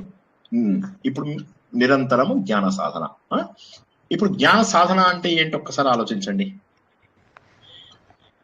మీరు కాదు, మిగతా ఎవరైనా సరే. ఇప్పుడు ఆవిడ నిరంతర జ్ఞాన సాధన అన్నారు. ఇప్పుడు అక్కడ జ్ఞాన సాధన అంటే ఏంటి? జ్ఞానాన్ని ఎట్లా సాధిస్తారు? స్వాధ్యాయం వల్ల. స్వాధ్యాయమే, రైట్. ఇంకెవరైనా చెప్పండి. స్వాధ్యాయం, శ్రవణం, మననం, నిధిన్యాసం. అంటే ఆత్మ ఏంటి, ఆత్మ ఏంటి అనే విచక్షణ, వివేకము, వైరాగ్యము, స్వాధ్యాయం. Correct correct. మిగతా వాళ్ళకి అర్థమైందా అమ్మా? అర్థం కాని వాళ్ళు అడగండి, నేను ఆపుతాను. వీళ్ళు ముగ్గురు చాలా కరెక్ట్ ఆన్సర్స్ చెప్పారు. ఎవరైనా కూడా చెప్పండి ఇప్పుడు ఒకసారి. ఈ పాయింట్ అర్థమైతే ముందుకెళ్తాం, లేకపోతే లేదు. భాగ్యలక్ష్మి గారు హ్యాండ్ రైజ్ చేశారు. అమ్మ భాగ్యలక్ష్మి గారు మీ హ్యాండ్ చేశారు. ఇంకెవరన్నా చెప్తే చెప్పండి. అర్థమైందా ఈ పాయింట్? వాళ్ళు చెప్పిన పాయింట్ అర్థమైందా? జ్ఞానము అభ్యాసం అంటే ఏంటి? అదే సార్, నేను ఎవరు, ఎందుకు ఈ జన్మ ఉంది, దీని విశేషం ఏమిటి, అది తెలుసుకోవడానికి వివేకం, విచక్షణతో ప్రవర్తించడం సార్. అది తెలియాలంటే మరి మనంతట మనకు విచక్షణ వస్తుందా అమ్మా? శ్రవణము, మననము, నిధిధ్యాస, ఇది మెయిన్ ఇంపార్టెంట్. Correct correct. ఇంకెవరన్నా చెప్పండి. బాగుందమ్మా. నెక్స్ట్ ఇంకెవరన్నా చెప్పండి. తెలియని వాళ్ళు దయచేసి చెప్పండి ఒక్కసారి ప్లీజ్. అర్థం కాని వాళ్ళు అడగండి, నేను చెప్తాను మళ్ళీ. అంటే ఏదన్నా కూడా వినాలి ఫస్ట్. వినడం అంటే ఇప్పుడు ఇవాళ మీరు చాలా విన్నారు. ఏం విన్నారు? మనం చేసేటటువంటి కర్మకాండలు మనసుని శుద్ధి చేయాలి. కానీ దురదృష్టవశాత్తు అవి శుద్ధి చేయడం లేదు. కానీ శుద్ధి చేయాలి. అవి శుద్ధి చేయగా మనం ఏంటంటే పూజలు చేయగా ఏమవుతుందంటే అందరిలో దేవుణ్ణి చూడగలగాలి, అందరిపైన కోపం అవి పోవాలి. భగవంతుడు తప్ప మిగతా వాళ్ళని ప్రేమించకూడదు, భగవంతుడినే ప్రేమించగలగాలి. దాన్ని అనన్య భక్తి అంటారు. తర్వాత అందరిలో సమానమైనటువంటి దేవుణ్ణి చూడగలగాలి. ఇది మనకు కర్మకాండాల ద్వారా రావాలి. కానీ కర్మకాండాల ద్వారా రావడం లేదు. కొంతమందికి 5 నుంచి 10% డిసిప్లిన్ వచ్చింది అన్నారు, అది నేను ఒప్పుకుంటా. డిసిప్లినే కాదు, as a matter of fact పూజలు పునస్కారాలు చేసే వాళ్ళు ఉంటారు కదా, వాళ్ళు చాలా ఇది ఉంటారు. ఇప్పుడు మీరు అతడు సినిమా చూసారు కదా, చూస్తే అక్కడ ఒక బ్రాహ్మణ్ ఇంటికి వెళ్తారు. ఏమనుకోవద్దు, ఇంకొక పావు గంట చెప్తాను. ఇవాళ మనం మళ్ళీ మొత్తం అన్ని శ్లోకాల రివిజన్ చెప్పుకుంటున్నాం కదా, గత వారం క్లాస్ అవ్వలేదని నేను మళ్ళీ రివిజన్ చేయిస్తున్నాను. అంతే, మీకు తెలిసిన విషయాలే మళ్ళీ చెప్తున్నాను. ఎందుకంటే ఇవి ఎన్నిసార్లు విన్నా అవే చెప్పుకుంటాం. తర్వాత 50 శ్లోకాలు ఉన్నాయి, 60 శ్లోకాలు, మళ్ళీ అదే చెప్పుకుంటాం. మాధవ్ గారు ఒక్క నిమిషం మ్యూట్ లో పెట్టుకోండి. ఇప్పుడు ఇక్కడ మీరు గుర్తించాల్సినటువంటి విషయం ఏంటంటే స్వాధ్యాయం ఎందుకు అవసరం? ఎందుకంటే మనకు ఇన్ని రోజుల పాటు కర్మకాండలు మనల్ని బాగు చేయడం లేదు, అంటే మన లోపల పవిత్రత తీసుకురావడం లేదు. ఉదాహరణకి పెళ్లి ఉంది, పెళ్లి జరుగుతోంది, అందరికీ పెళ్లికి ఏ కార్డు వేయించాలి, పెళ్లి లోపల ఎంత ఖర్చు పెట్టాలి, భోజనంలో ఏ ఐటమ్స్ ఉండాలి, హాలు 1కి 4 సార్లు వెళ్ళి చూసేసి వస్తాం, డబ్బు ఎంత ఖర్చు పెట్టాలో చూస్తాం. ఇన్ని ప్లాన్ చేసాము. కానీ ప్లాన్ చేయండి అక్కడ మనం కూర్చుంటాము. పండితుడు ఒక రకంగా మంత్రాలు చదువుతాడు, మధ్యలో వాడు సెల్ ఫోన్ చూసుకుంటూ ఉంటాడు. ఇటు పెళ్లి కొడుకు పెళ్లి కూతుర్ని గిచ్చుతూ ఉంటాడు, పెళ్లి కూతురు పెళ్లి కొడుకుని ముట్టుతూ ఉంటుంది. ఫ్రెండ్స్ అందరూ వస్తారు, హడావిడి చేస్తారు. పెళ్లి కొడుకు తండ్రి, పెళ్లి కూతురు తండ్రి, వీళ్ళు అందరినీ లోపలికి తీసుకురావడంలో బిజీగా ఉంటారు. పెళ్లి కూతురు తల్లి, పెళ్లి కొడుకు తల్లి, వాళ్ళు చీరలు మార్చుకోవడంలో, ఎన్ని చీరలు మార్చుకోగలిగాం, ఎన్ని నగలు పెట్టుకోగలిగాం. ఫోటోగ్రాఫర్ ఒకే పనిని 4 సార్లు 5 సార్లు చేస్తూ ఫోటోలు తీస్తూ ఉంటాడు. యాంత్రికంగా అయిపోయింది. ఇది కర్మకాండే కదా. ఒక్కసారి ఆలోచించండి. ఓకే, నేను రిజిస్టర్ మ్యారేజ్ చేస్తాను నా పిల్లలకి. ఓకే, నేను తప్పు చేస్తున్నానా ఒప్పు చేస్తున్నానా? ఎవరైనా చెప్పండి. ఇప్పుడు వాళ్ళ తప్పు ఒప్పు అనేది ఎవరిష్టం వాళ్ళది. కాదు, హిందూ ధర్మం ప్రకారము మనము మంత్రాలు వాటితో చేస్తుంటారు కదా చాలా మంది. మరి మంత్రాలు లేకుండా నాతిచరామి అనకుండా ధర్మేచ అర్థేచ కామేచ నాతిచరామి అనకుండా చేయడం ఎంతవరకు కరెక్ట్ అంటారు? అది కరెక్ట్ కాదు. ఇంకెవరైనా చెప్పండి, మ్యూట్ లో పెట్టుకోండి మీరు. చెయ్యొచ్చు కరెక్టా?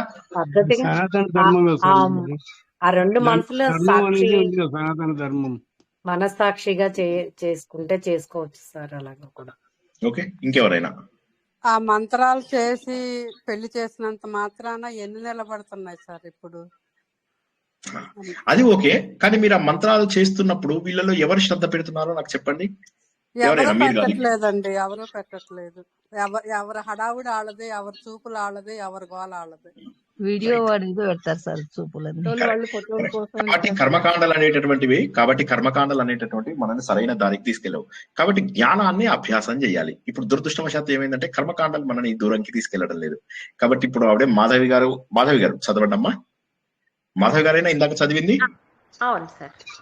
చదవమ్మా, మళ్ళా నిరంతర చదువు. జ్ఞాన సాధన చేయడం వల్ల అజ్ఞానంతో కళంకితమైన ఆత్మ శుద్ధి అవుతుంది ఆపండి మరియు ఆపండి ఆపండి ఆపండి ఆపండి మ్యూట్ లో పెట్టుకోండి.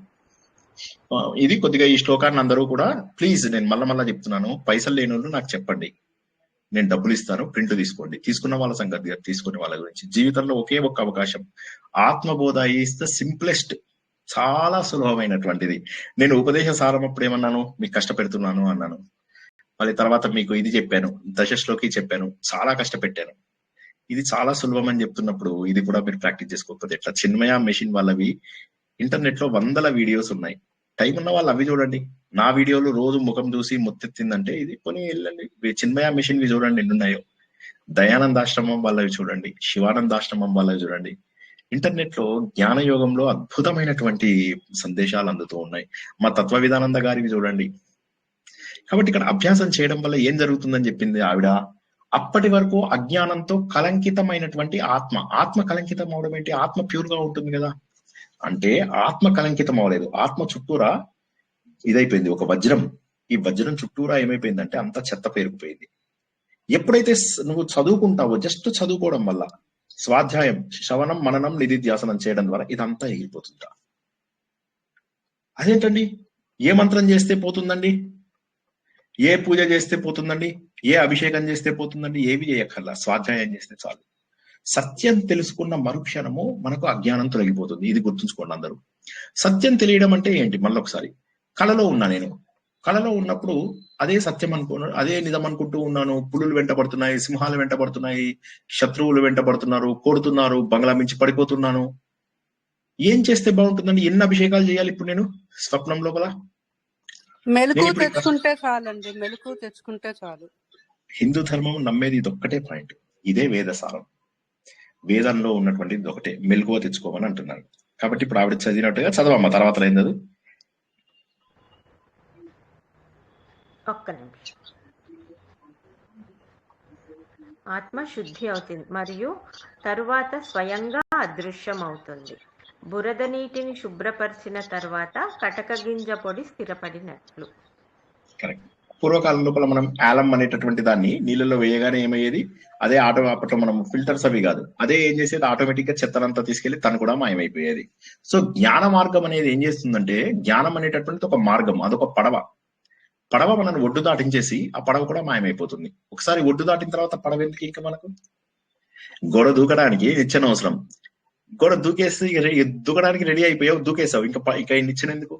సో ఈ నిచ్చెన ఆటోమేటిక్ గా మాయమైపోతుంది. ఆ నిచ్చెన ఏదైతే ఉందో అదే ఈ శ్రవణం, మననం, నిధిధ్యాసనం. అంటే వినడము, వినదాన్ని మాట మాటకి రిపీట్ చేసుకోవడం. ఓకేనా? సంసార స్వప్నతుల్యో హి రాగద్వేషాది సంకులః స్వకాలే సత్యవత్ భాతి ప్రబోధే సత్యసత్ భవేత్. చక్కగా విడదీసి, ఒక్క పదం కూడా మీకు ఇదవ్వకుండా చక్కగా విడదీసుకుని చదువుకున్నాం. దీన్ని మీనింగ్ చదవండి ఎవరైనా. చదవనా సార్? చదవండి. అనుబంధాలు, విరక్తి మొదలైన వాటితో నిండిన ఈ ప్రపంచం ఒక కళ లాంటిది. ఆపండి. ఇప్పుడు ఈ ప్రపంచము కళ అనేస్తున్నారు ఇక్కడ. ప్రాబ్లం ఏంటంటే, ఈ ప్రపంచంలో ఏమున్నాయి? అనుబంధాలు.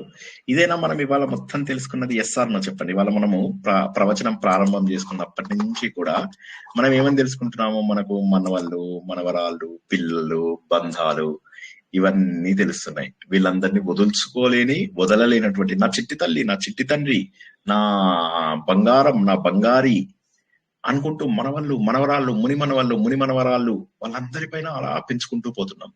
కాబట్టి ఏమైపోతుంది అంటే అనుబంధాలు పెరిగిపోతున్నాయి. ఇంతలోకే విరక్తి అంటే చీ వీడు మంచాడు కాదు, చీ వాడు మంచాడు కాదు, ఎదుటిగా ఉన్నవాడు తెలుసా నాతో ఎంత సహాయం తీసుకున్నాడో, ఇవాళ చూడ అసలు సహాయం తీసుకోవడం. ఆడవాళ్ళలో ఇంకా ఎక్కువ ఉంటాయి. మగవాళ్ళలో సరే డబ్బుకి వీటికి సంబంధించిన ఉంటాయి. ఆడవాళ్ళలో అయితే ప్రతి చిన్నదానికి ఉంటుంది. దానికి కావాలని ఇవాళ నేను కట్టుకున్న చీర తెలిసి ఇవాళ కట్టుకుంది. నేను 365 చీరలు ఉన్నా కూడా ఇవాళ రిపీట్ చేశానని అది గుర్తుపట్టగలిగింది. చిన్న చిన్న విషయాలకు కూడా కోపాలు, బాధ ఇవన్నీ కూడా కలుగుతూ ఉంటాయి. కాబట్టి ఇదంతా ఏంటంటే ఇదంతా కూడా ఒక కళ. ఈ ప్రపంచం అనేది ఏదైతే ఉందో ఇదంతా కూడా ఒక కళ. ఇది మామూలు కళ కాదు, ఇది అత్యంత ఘోరమైనటువంటి కళ. కానీ మనం ఇది గుర్తుపట్టలేనటువంటి స్టేజ్ లో ఉన్నాం. ఇది కళ అని అనుకోవడంలా ఇది సత్యం సత్యం సత్యం సత్యం సత్యం సత్యం అనుకుంటున్నాం. కానీ మనం ఏమని చెప్పాడు ఆయన మనకు నిర్వాణ దశకంలో మనం తెలుసుకున్నాం. నశాస్త నశాస్త్రం న శిష్యో న శిక్ష నచత్వం నచాహం నచాయం ప్రపంచ. నచత్వం నువ్వు కూడా లేవు, నచ అహం నేను కూడా లేదు. నువ్వు లేవు, నేను లేను.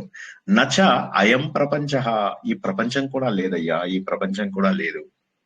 నువ్వు లేవు, నేను లేను, ఈ ప్రపంచం లేదు. ఇక్కడ ఏదో చిన్న గేమ్ ఆడడానికి వచ్చామంతే. మనము ఆ గేమ్ ఆడి ఇక్కడి నుంచి మనం వెళ్ళిపోవాలయ్యా అంతే. ఇదేమీ లేదు, ఇదంతా కూడా అబద్ధం, ఇదంతా ఒక స్వప్నం లాంటిది. చదవండి.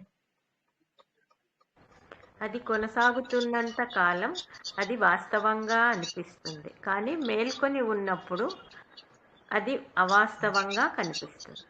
అది ఎప్పుడైతే మనకు మెలకు వచ్చేస్తుందో, అరే కళలో ఉన్నవన్నీ కూడా అబద్ధమా, ఇంతసేపు నేను కలగన్నానా, అయ్యో ఇదంతా కూడా కల కదా అని చెప్పేసి ఎలా అయితే మనను మనం నవ్వుకుంటామో, అలాగా ఈ శరీరం వదిలేసిన తర్వాత ఇదంతా కళ అని చెప్పి తెలుస్తుంది. కానీ లాభం ఏమిటి? ఉన్నంత వరకు పోరాడుతూ పోరాడుతూ కొట్లాడుతూ ఈ నాటకంలో మనము పాల్గొంటూనే ఉన్నాము. కాబట్టి ఆ సత్యాన్ని గుర్తించాలి. ఏంటంటే ఇక్కడ ఉన్నటువంటిది ఏదైతే ఉందో ఇది కాదు నాకు జీవితము అని చెప్పి మనం గుర్తించాలి. తావత్ సత్యం జగద్భాతి శుక్తికా రజతం యథా.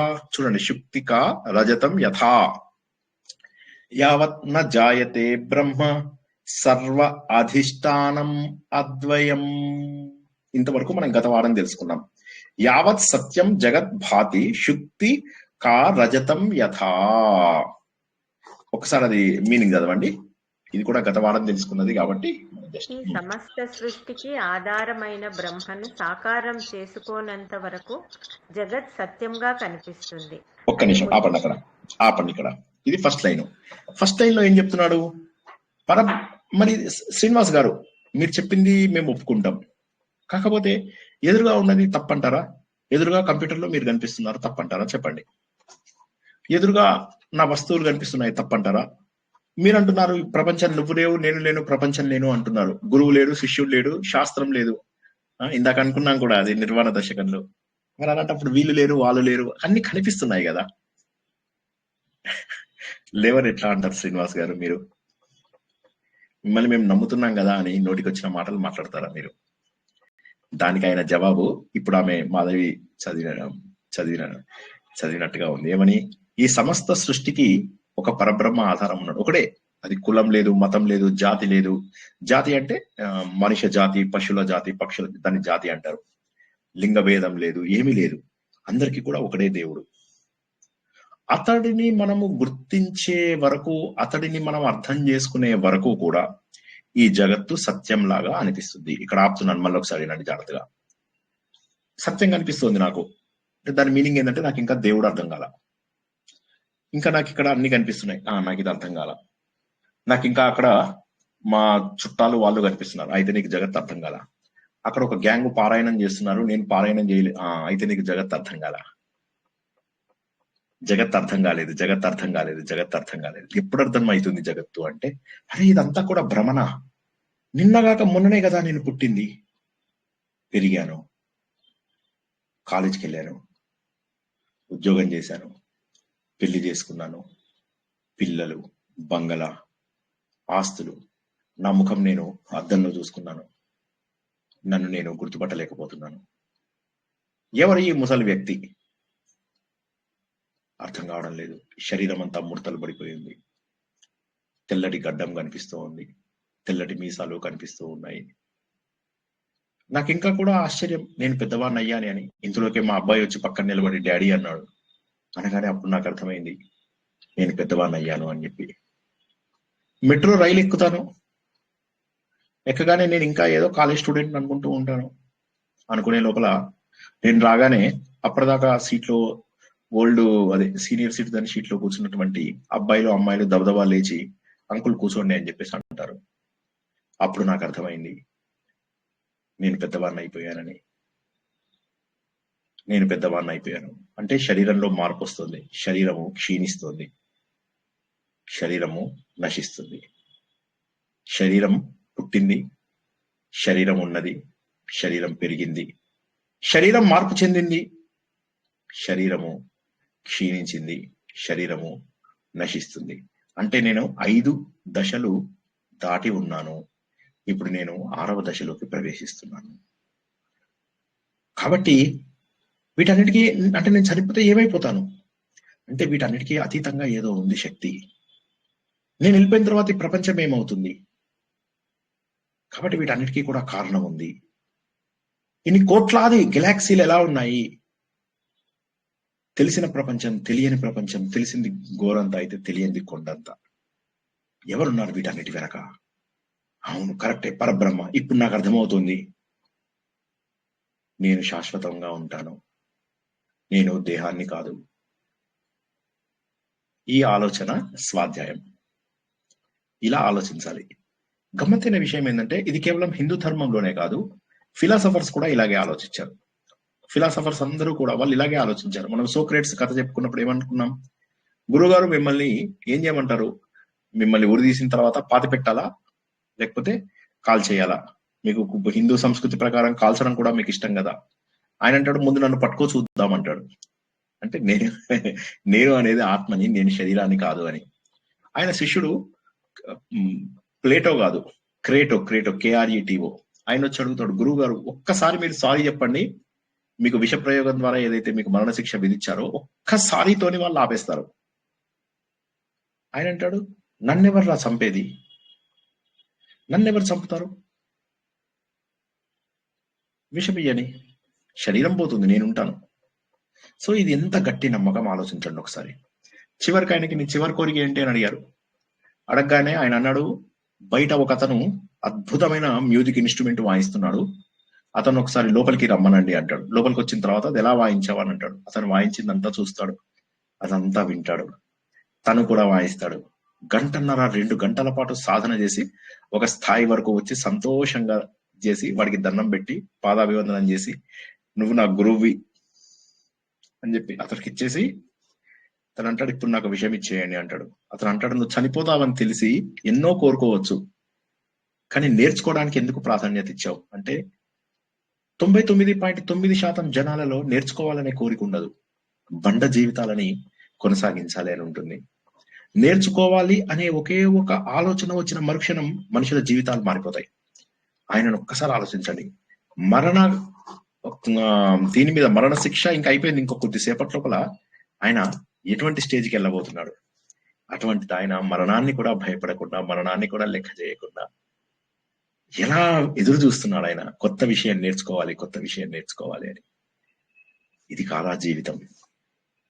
ఇది కాదా మహోన్నతమైనటువంటి ఆశయం? ఈ నేర్చుకున్నవన్నీ ఏవైతే ఉంటాయో, ఈ పూజలు, పునస్కారాలు, అభిషేకాలు, పారాయణలు, ఈ డొక్కు పనులు, ఈ హంగు, ఈ ఆర్భాటం, ఇవన్నీ రాజసిక పూజలు అన్న విషయాన్ని మనము ఖచ్చితంగా భగవద్గీతలో తెలుసుకున్నాం. అలా కాదు, నేను మనస్ఫూర్తిగా చేస్తాను, నాకు దేవుడికి మధ్య ఇంకెవ్వరూ లేరు, అది మంచిదే, తప్పే, దాన్ని నేను తప్పనను. అప్పుడు మీరు పారాయణం చేయండి, అభిషేకం చేయండి, ఏది చేసినా కూడా భగవంతుడితో కనెక్షన్ పెట్టుకుని చేస్తే తప్పలేదు.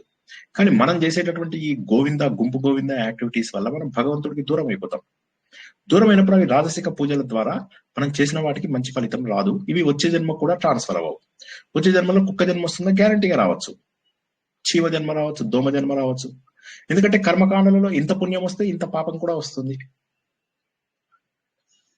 సో కాబట్టి ఏమవుతుంది, మనకు ఏ జన్మ వస్తుందో తెలియదు, సాధన చేసే జన్మ వస్తుందో రాదో తెలియదు, కానీ నేర్చుకున్న విషయాలు మాత్రం వచ్చే జన్మకు ట్రాన్స్ఫర్ అవుతాయి. ఆత్మజ్ఞానం ఒక్కటే వచ్చే జన్మకు ట్రాన్స్ఫర్ అవుతుంది.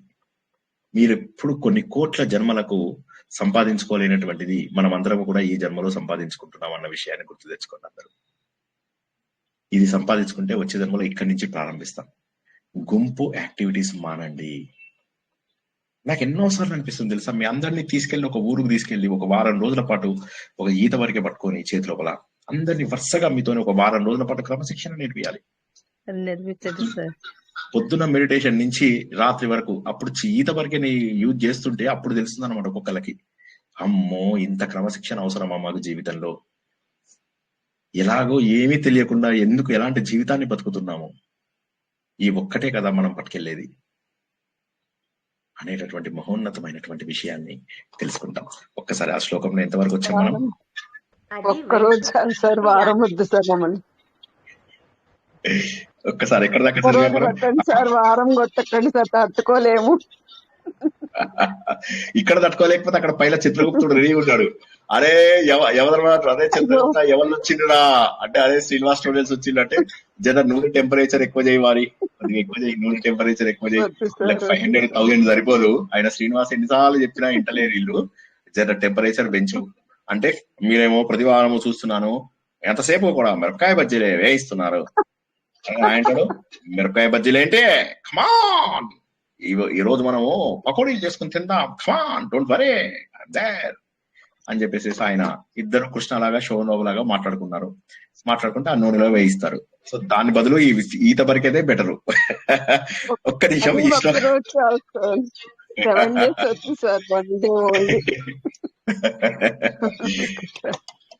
ఒక్కసారి ఈ శ్లోకాన్ని పూర్తి చేసుకుందాం. సో ఇది అమ్మ చదవమ్మా, ఎవరు మాధవి ఒకసారి చదవండి. వెండిలో అది ముత్యంలోని వెండి భ్రాంతి లాంటిది. అది. సో ఇప్పుడు ఏమైపోయింది, దూరంగా మనకు ఒక శంఖం కనిపిస్తుంది సముద్రంలో. ఆ శంఖం దగ్గరికి వెళ్ళాం. అది ఏంటంటే వెండి వెండి అని చెప్పి పరిగెత్తుకుంటూ వెళ్తున్నాం. నేను వెళ్తుంటే నా పక్క వాళ్ళు ఉంటారా, వాళ్ళు కూడా పరిగెడుతున్నారు అది వెండి వెండి అనుకొని. అందరిది ఒకటే కోరిక, ఆ వెండి దాన్ని పట్టుకుందామని. దగ్గరికి వెళ్ళి చూసేసరికి ఏమైంది, అది కాస్త ఒక శంఖం. ఆ ఎండ దాని మీద పడడం వల్ల ఏమైందంటే అది నాకు వెండిలాగా కనిపించింది. అదేవిధంగా సత్యం తెలుసుకుంటే తప్ప ఈ ప్రపంచమంతా ట్రూత్ అనే కనిపిస్తుంది మనకు. మీ అందరికీ ఈ ట్రూత్ అనే కనిపిస్తుంది కదా, పిల్లలు, బంధువులు, మనుషులు, ఇవన్నీ ట్రూత్ అనే కనిపిస్తుంది కదా. ఒకసారి ఇందాక నేను చెప్పినటువంటి ఇవాళ ప్రవచనాన్ని వీలైన సార్లు వినండి. ఎంతో నా ఎక్స్పీరియన్స్ అంతా ఉపయోగించి అత్యంత సులభమైన వాడుక భాషలో చెప్తున్నాను ఇవాళ. ప్లీజ్ వినండి, నా కోసం వినండి. ఏమంటున్నాను ఇక్కడ, ఇందాక నేను చెప్పిన ఆలోచన సరళి అటు తీసుకెళ్ళండి కొద్దిసేపు. మీరు చిన్నప్పుడు ఎలా ఉన్నారు, ఏమేమయ్యాయి, ఇప్పుడు ఇక్కడికి ఎలా వచ్చారు, అయిపోయింది, శరీరం ఎలా ఉంది, నన్ను నేను గుర్తించగలుగుతున్నానా, గుర్తించలేకపోతున్నాను. ఆయన ముझसे मेरी पहले की सूरत मांगे. నా మొదటి నా ఇంతకు ముందు నేను ఎలా ఉన్నానో అలా కనిపించాలంటుంది అద్దం. కానీ నేను అలా లేను కదా, నేను అలా లేను. నా అద్దము నన్ను నువ్వు ఇంతకు ముందట్లాగా కనిపించు అంటుంది, కానీ నేను ఇవాళ అలా లేను, కనిపించటం లేదు, మారిపోయింది. ఈ అద్దంలో ఉన్న ముసలి వ్యక్తి ఎవరు? ఈ శరీరం పడిపోతుందా? ఎందుకు పడిపోతుంది? పడిపోయిన తర్వాత ఎక్కడికి వెళ్తుంది? నా దేహాన్ని తీసుకెళ్లి కాల్చినా కూడా నాకు తెలియదు. ఇలాంటి ఆలోచించినప్పుడు సత్యం ఎప్పుడైతే తెలుస్తుందో అప్పుడు ఈ శరీరము ఇవన్నీ కూడా, ఈ భ్రాంతులన్నీ కూడా తొలగిపోతాయి. బ్రహ్మ అనేది సత్యం, బ్రహ్మ సత్యం జగత్ మిథ్య, జీవో బ్రహ్మైవ నాపరా. ప్రపంచంలో బ్రహ్మ ఒక్కడే సత్యము, ఈ జగత్తంతా కూడా మిథ్యా అన్న సత్యాన్ని తెలుసుకున్న మరుక్షణం అయిపోయింది. ఇంకా మనకు ఇంకా ఒక్కసారి కూడా మనం ఇంకా బాధపడే అవసరం లేదు. అలెగ్జాండర్ వచ్చేసి మన మునులను ఋషులను వెళ్ళి కొడితే బెదిరిస్తే వాళ్ళు భయపడలేదు. ఎందుకు భయపడలేదంటే, నేను చంపేస్తానంటే, ఏం చంపుతావు నువ్వు? నన్ను శరీరాన్న ఆత్మ నా దేన్ని చంపుతావు? నేను ఎప్పటికీ శాశ్వతంగా ఉండేవాడిని. ఇది మన ధర్మం. ధర్మం ఏంటి అంటే ఎప్పటికీ కూడా మారకుండా ఉండేది. శరీరం మారుతోంది కాబట్టి శరీరం అనేది ధర్మం కాదు, ఆత్మ అనేటటువంటిది ధర్మం. కాబట్టి ఆ ఆత్మ స్వరూపాన్ని మనం అందరము కూడా తెలుసుకోవాలి. ప్రాతస్మరామి హృది సంస్ఫురదాత్మతత్వం సచ్చిత్ సుఖం పరమహంసగతిం తురీయం యత్ స్వప్న జాగర సుషుప్తుమవైతి నిత్యం తద్బ్రహ్మ నిష్కలం అహం నచ భూత సంఘః. ప్రాతస్మరామి హృది సంస్ఫురదాత్మతత్వం. నిరంతరము ఆత్మతత్వాన్ని తెలుసుకుని ఆ ఆనందాన్ని పొందాలని ఆశిస్తున్నాను. ఆత్మ సుఖము వీడి నీ ఆట కొరకు పాత్ర పోషణ చేసి సూత్రధారి విశ్రమించదని పాదం ఆశ్రయించి పరమ కరుణాంతరంగా శ్రీ పాండురంగ. జై శ్రీకృష్ణ. గత వారం వరకు 2 వారాల కింద వరకు తెలుసుకున్న శ్లోకాలన్నిటిది ఇవాళ పూర్తి స్థాయి పునశ్చరణ చేయడం జరిగింది. ఎందుకోసం అంటే మళ్ళీ మర్చిపోతారేమో అన్న బెంగ నాకు, అందుకోసమని చెప్పినవే మళ్ళీ చెప్పాల్సి వచ్చింది. వచ్చే వారం కావాలంటే ఒక శ్లోకం ఎక్కువ చెప్పుకుందాము. ఇప్పటి వరకు మనము చెప్పుకున్న సిలబస్ మొత్తం కూడా పునశ్చరణ చేసుకున్నాం. మళ్ళీ అందరికీ ఇంకొకసారి చెప్పడం వల్ల ఉదాహరణలు కూడా ఎన్నో ఉదాహరణలు చెప్పుకున్నాము. ఆ ఉదాహరణలు అన్నిటి ద్వారా అర్థమై ఉంటుందని, సాధన ఎలా చేయాలో కూడా అర్థమయ్యిందని నేను ఆశిస్తున్నాను. వీలైనంత వరకు సాధన చేయడానికి ప్రయత్నం చేయండి. బుర్రకు ఇక్కడ ఇది ఉపయోగించండి. ఇది ఎంత ఎక్కువ ఉపయోగిస్తే మనం భగవంతుడికి అంత దగ్గర వెళ్తాం. అనవసరమైన చెప్పమ్మా. అది ఇప్పుడు శ్లోకాలు చదివారు కదండి, అది ఏమైనా ప్రింట్ ఉందా అండి? అది PDF ఏమైనా ఉందా అండి? ప్రింట్అవుట్ పెడతాను, PDF పెడతాను, పెట్టలేదు సార్. 4 పెట్టినారు, ఒకటి ఇంగ్లీష్ లో ఉంది, మళ్ళీ పెడతాన్నారు. మధ్యలో మీకు జర ఆరోగ్యం బాగాలేదు కదా, మీకు ఆత్మహత్య ఎప్పుడో పెట్టారు.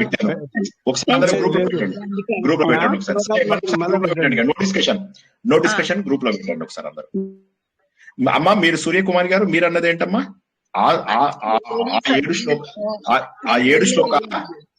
7 శ్లోకాల లేకపోతే లాస్ట్ లోపల చదివినటువంటి ప్రాతస్మరామి హృది సంస్కృత అర్ధాలు అవి చదివించారు కదండి, అర్ధాలు అవి చదివించారు కదా, అది పెడతారు గ్రూప్ లో, ఎవరో ఒకరు పెడతారు. జై శ్రీ. అలాగే, థ్యాంక్ యూ.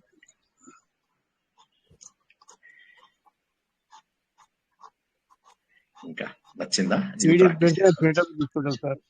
PDF పెట్టండి, ప్రింట్అవుట్ తీసుకుంటాం. 10 సార్ శ్లోకాలు, అవి 10 శ్లోకాలు అనుకుంటా. మొత్తము 68 శ్లోకాలండి. మనం ఇప్పటి వరకు 7 శ్లోకాలు రివిజన్ చేసుకున్నాం. ఓకేనా? ఇవాళ కొత్త శ్లోకం కావాలనే చెప్పలేదు, ఎందుకంటే మళ్ళా మీరు పాతవి మర్చిపోయి ఉంటారు. ఎందుకంటే 2 వారాలు అయిపోయింది కదా, గత వారం నేను యాక్సిడెంట్ అయ్యి చెప్పలేదు కదా, అందుకోసం అని చెప్పేసి. ఓకే, ఇవాళ దాంట్లో ఎవరికైనా డౌట్ ఉందా? ఏ చిన్న డౌట్ ఉన్నా అడగండి. 5-10 నిమిషాలు చెప్పుకొని క్లోజ్ చేద్దాం. చాలా మంచి విషయాలు తెలుసుకున్నాము. సాధన చెయ్యండి. నేను అనేదంతా శ్రవణం, మననం, నిధిధ్యాసనం. ఏ కర్మకాండలు ఏమీ లేదు, ఆలోచిస్తూ ఉండండి, మీకు తెలిసిపోతుంది మనలో ఉన్నటువంటి భగవంతుని ఏంటి ఆధ్యాత్మికత అంటే. మనలో ఉన్నటువంటి దైవీ లక్షణాలను వెలికి తీయడం, మనలోని దైవత్వాన్ని వెలికి తీయడమే మనము హిందూ ధర్మం నేర్పిస్తుంది. ఇదంతే, ఒకటి నమ్మకం కాదు. నాకు అమ్మవారంటే ఇష్టము, నాకు అయ్యవారంటే ఇష్టము, నాకు విష్ణుమూర్తి అంటే, ఇవన్నీ మతాలు అయిపోతాయి. అన్నిటికీ అతీతంగా ప్రపంచ వ్యాప్తంగా ఉన్నటువంటిది అందరి లోపల కూడా ఆత్మనే, ఆ భగవంతుడు ఆత్మనే. కులం లేదు, మతం లేదు, జాతి లేదు, వర్ణం లేదు, లింగం లేదు, ఏదీ లేదు. అన్నిటిలో ఉన్నటువంటిది ఒక్క పరబ్రహ్మనే. ఈ ప్రపంచంలో పరబ్రహ్మ తప్ప మరి ఏదీ లేదు. పరబ్రహ్మ, పరాశక్తి ఏదన్నా ఒకటే. అక్కడ ఉన్నటువంటిది ఒక్క భగవంతుడి స్వరూపమే, అది తప్ప మరి ఏదీ లేదు. నువ్వు లేవు, నేను లేవు, ఈ ప్రపంచం లేదు. మనమంతా కూడా భగవంతుడిలో భాగము. వీటికి తర్వాత ఉదాహరణలు వస్తాయి మనకు. ఇప్పటి వరకు మనము ఎన్నో ప్రవచనాలలో చెప్పుకున్న కొన్ని, ఈ చేయి చూసారా ఎంత బాగా లేస్తుందో? రైట్ హ్యాండ్ అందరు గుర్తుపట్టారా? Hello, గమనిస్తున్నాను sir. ఈ చేయి చూడండి, ఈ చేయి చూడండి. తగ్గిందా సార్? 90% 80% తగ్గిపోయింది. సంతోషం సార్, చాలా సంతోషం. వారంలో ఆయన 3 వారాలు అన్నాడు, కానీ తొందరగానే తగ్గిపోయింది. సో ఇక్కడ మనము గుర్తించాలి. జై శ్రీకృష్ణ, దేవుడి దయ. అయితే మనము ఇర్రెస్పెక్టివ్ ఆఫ్ ప్రపంచంలో ఎక్కడ ఉన్నా, ఏం చేసినా, ఏమున్నా ధర్మం ఒక్కటే. ఈ ప్రపంచమంతా నడిపిస్తున్న వాడు ఒక్కడే. మన ధర్మం అన్ని చోట్ల అదే చెప్తుంది తెలుసా? మీరు చదివే మణిద్వీపంలో అదే చెప్తుంది, లలిత సహస్రనామంలో అదే చెప్తుంది, విష్ణు సహస్రనామంలో అదే చెప్తుంది, ఆదిత్య హృదయంలో అదే చెప్తుంది, భగవద్గీత అదే చెప్తుంది. కానీ ఈ ఒక్క సత్యాన్ని తెలుసుకోవడానికి ఎందుకు మనం కష్టపడుతున్నాం అని ఒక్కసారి ఆలోచించండి. ఆలోచించినప్పుడు తెలిసేది ఏంటంటే ఉన్నటువంటి పరబ్రహ్మ స్వరూపం ఒక్కటే. అది తెలుసుకుంటే ఇంకా ఏది తెలుసుకోవాల్సిన అవసరం లేదు. అది తెలుసుకున్న తర్వాత కల్మషం లేనటువంటి నవ్వు నవ్వుతారు అందరూ కూడా. ఎవరిని చూసి ద్వేషించరు. మనకు అక్కడ నచ్చదు అంటే పక్కకి వెళ్ళిపోతాం అంతే. ఇంకా మనం ఎదిగే వరకు, ఎదిగిన తర్వాత పక్కన 100 మంది మనం అసహించుకునే వాళ్ళు ఉన్నా వాళ్ళలో మనం చిద్విలాసంగా ఉండగలుగుతాం. కానీ అది వచ్చే వరకు కూడా మనకు ఏదో కొంతవరకు బాధ పెడుతున్నారు, కొంతవరకు మనకు నచ్చని వాళ్ళు ఉంటారు. వాళ్ళని ద్వేషించకండి, అక్కడి నుంచి వెళ్ళిపోండి, తప్పించుకోవడానికి ప్రయత్నం చేయండి వీలైనంత వరకు. అది కూడా పాసిబుల్ కాకపోతే మిమ్మల్ని ఎవరైనా తిడుతున్నారు, ఇది ఒక పాయింట్ నేను ఎప్పటి నుంచో చెప్దాం అనుకుంటున్నాను, ఎన్నోసార్లు చెప్పాను కూడా. మిమ్మల్ని ఎవరైనా తిడుతున్నారు, మిమ్మల్ని ఎవరైనా మాటలతో లేక శారీరకంగా హింసిస్తున్నారు అంటే వాళ్ళు మీకు అత్యంత ఆత్మీయులు అని గుర్తుంచుకోండి. ఎందుకోసం అంటే వాళ్ళ వల్ల మీ ప్రారంభం కరిగిపోతుంది, లేకపోతే మీ ఫేట్ లోపల అది అలా ఉండిపోతుంది. మీకు వచ్చేది ఉంది, లక్కీగా వాళ్ళ ద్వారా వస్తుంది. కాబట్టి మీరు వాళ్ళని కూడా ద్వేషించకండి. మీకు కష్టాలు, మిమ్మల్ని కష్టాలలోకి తోసిన వాళ్ళని కూడా మీరు ద్వేషించద్దు. ఎందుకోసం అంటే వాళ్ళు మిమ్మల్ని కష్టాల్లో పెట్టకపోతే మీ ప్రారంభం ఫేటు మీరు అనుభవించలేరు. ఫేట్ అనుభవించడానికి పుట్టాం కాబట్టి వాళ్ళకు కూడా దండం పెట్టుకోండి. నా శత్రువులకు కూడా మంచి జరగాలి, నా మిత్రులకు కూడా మంచి జరగాలి, అందరికీ మంచి జరగాలి, అందరిలో ఉన్నటువంటిది భగవంతుడు అనుకోండి. ఎవరిని ద్వేషించరు. దూరంగా ఉండడంలో తప్పు లేదు. నేను ఆ మాట మళ్ళీ చెప్తున్నా, మీరు దూరంగా ఉండడంలో తప్పు లేదు. ఎందుకంటే మనం ఇంకా ఆ మెచ్యూరిటీ రానప్పుడు. సార్ ఇంకోలా అనుకోవచ్చు కదా, ఇప్పుడు ఇంకోలా అనుకోవచ్చు. ఎందుకంటే ఇప్పుడు వాళ్ళే లేకపోతే ఈ దారిలోకి రామేమో కదా. యా కరెక్ట్, అది కూడా ఉంది. వాళ్ళు లేకపోతే ఈ దారిలోకి రాలేదు కదా. Yes, absolutely correct. ఇప్పుడు అందుకే మీరు చూసుకున్నట్లయితే పెళ్ళైన వాళ్ళ లోపల మీరు ఎక్కువ మంది ఆడవాళ్ళ మార్గంలోకి వస్తారు, మగవాళ్ళ మార్గంలోకి రారు. ఎందుకంటారు? మగవాళ్ళ బాధలు తట్టుకోలేక ఆడవాళ్ళు ఆడవాళ్ళు కాబట్టి వాళ్ళ మార్గంలోకి వస్తారు. కాదు, మగవాళ్ళకు పెళ్లి చేసుకోగానే ఆత్మజ్ఞానం వచ్చేస్తుంది. జీవితం అంటే కష్టాల వలయం అని చెప్పి తెలిసిపోయి సో ఇవాళ చక్కగా అర్థమైనాయా? అన్ని మంచిగా రివిజన్ చేసుకోండి చక్కగా. ఇంకేమన్నా ప్రశ్నలు ఉంటే అడగండి.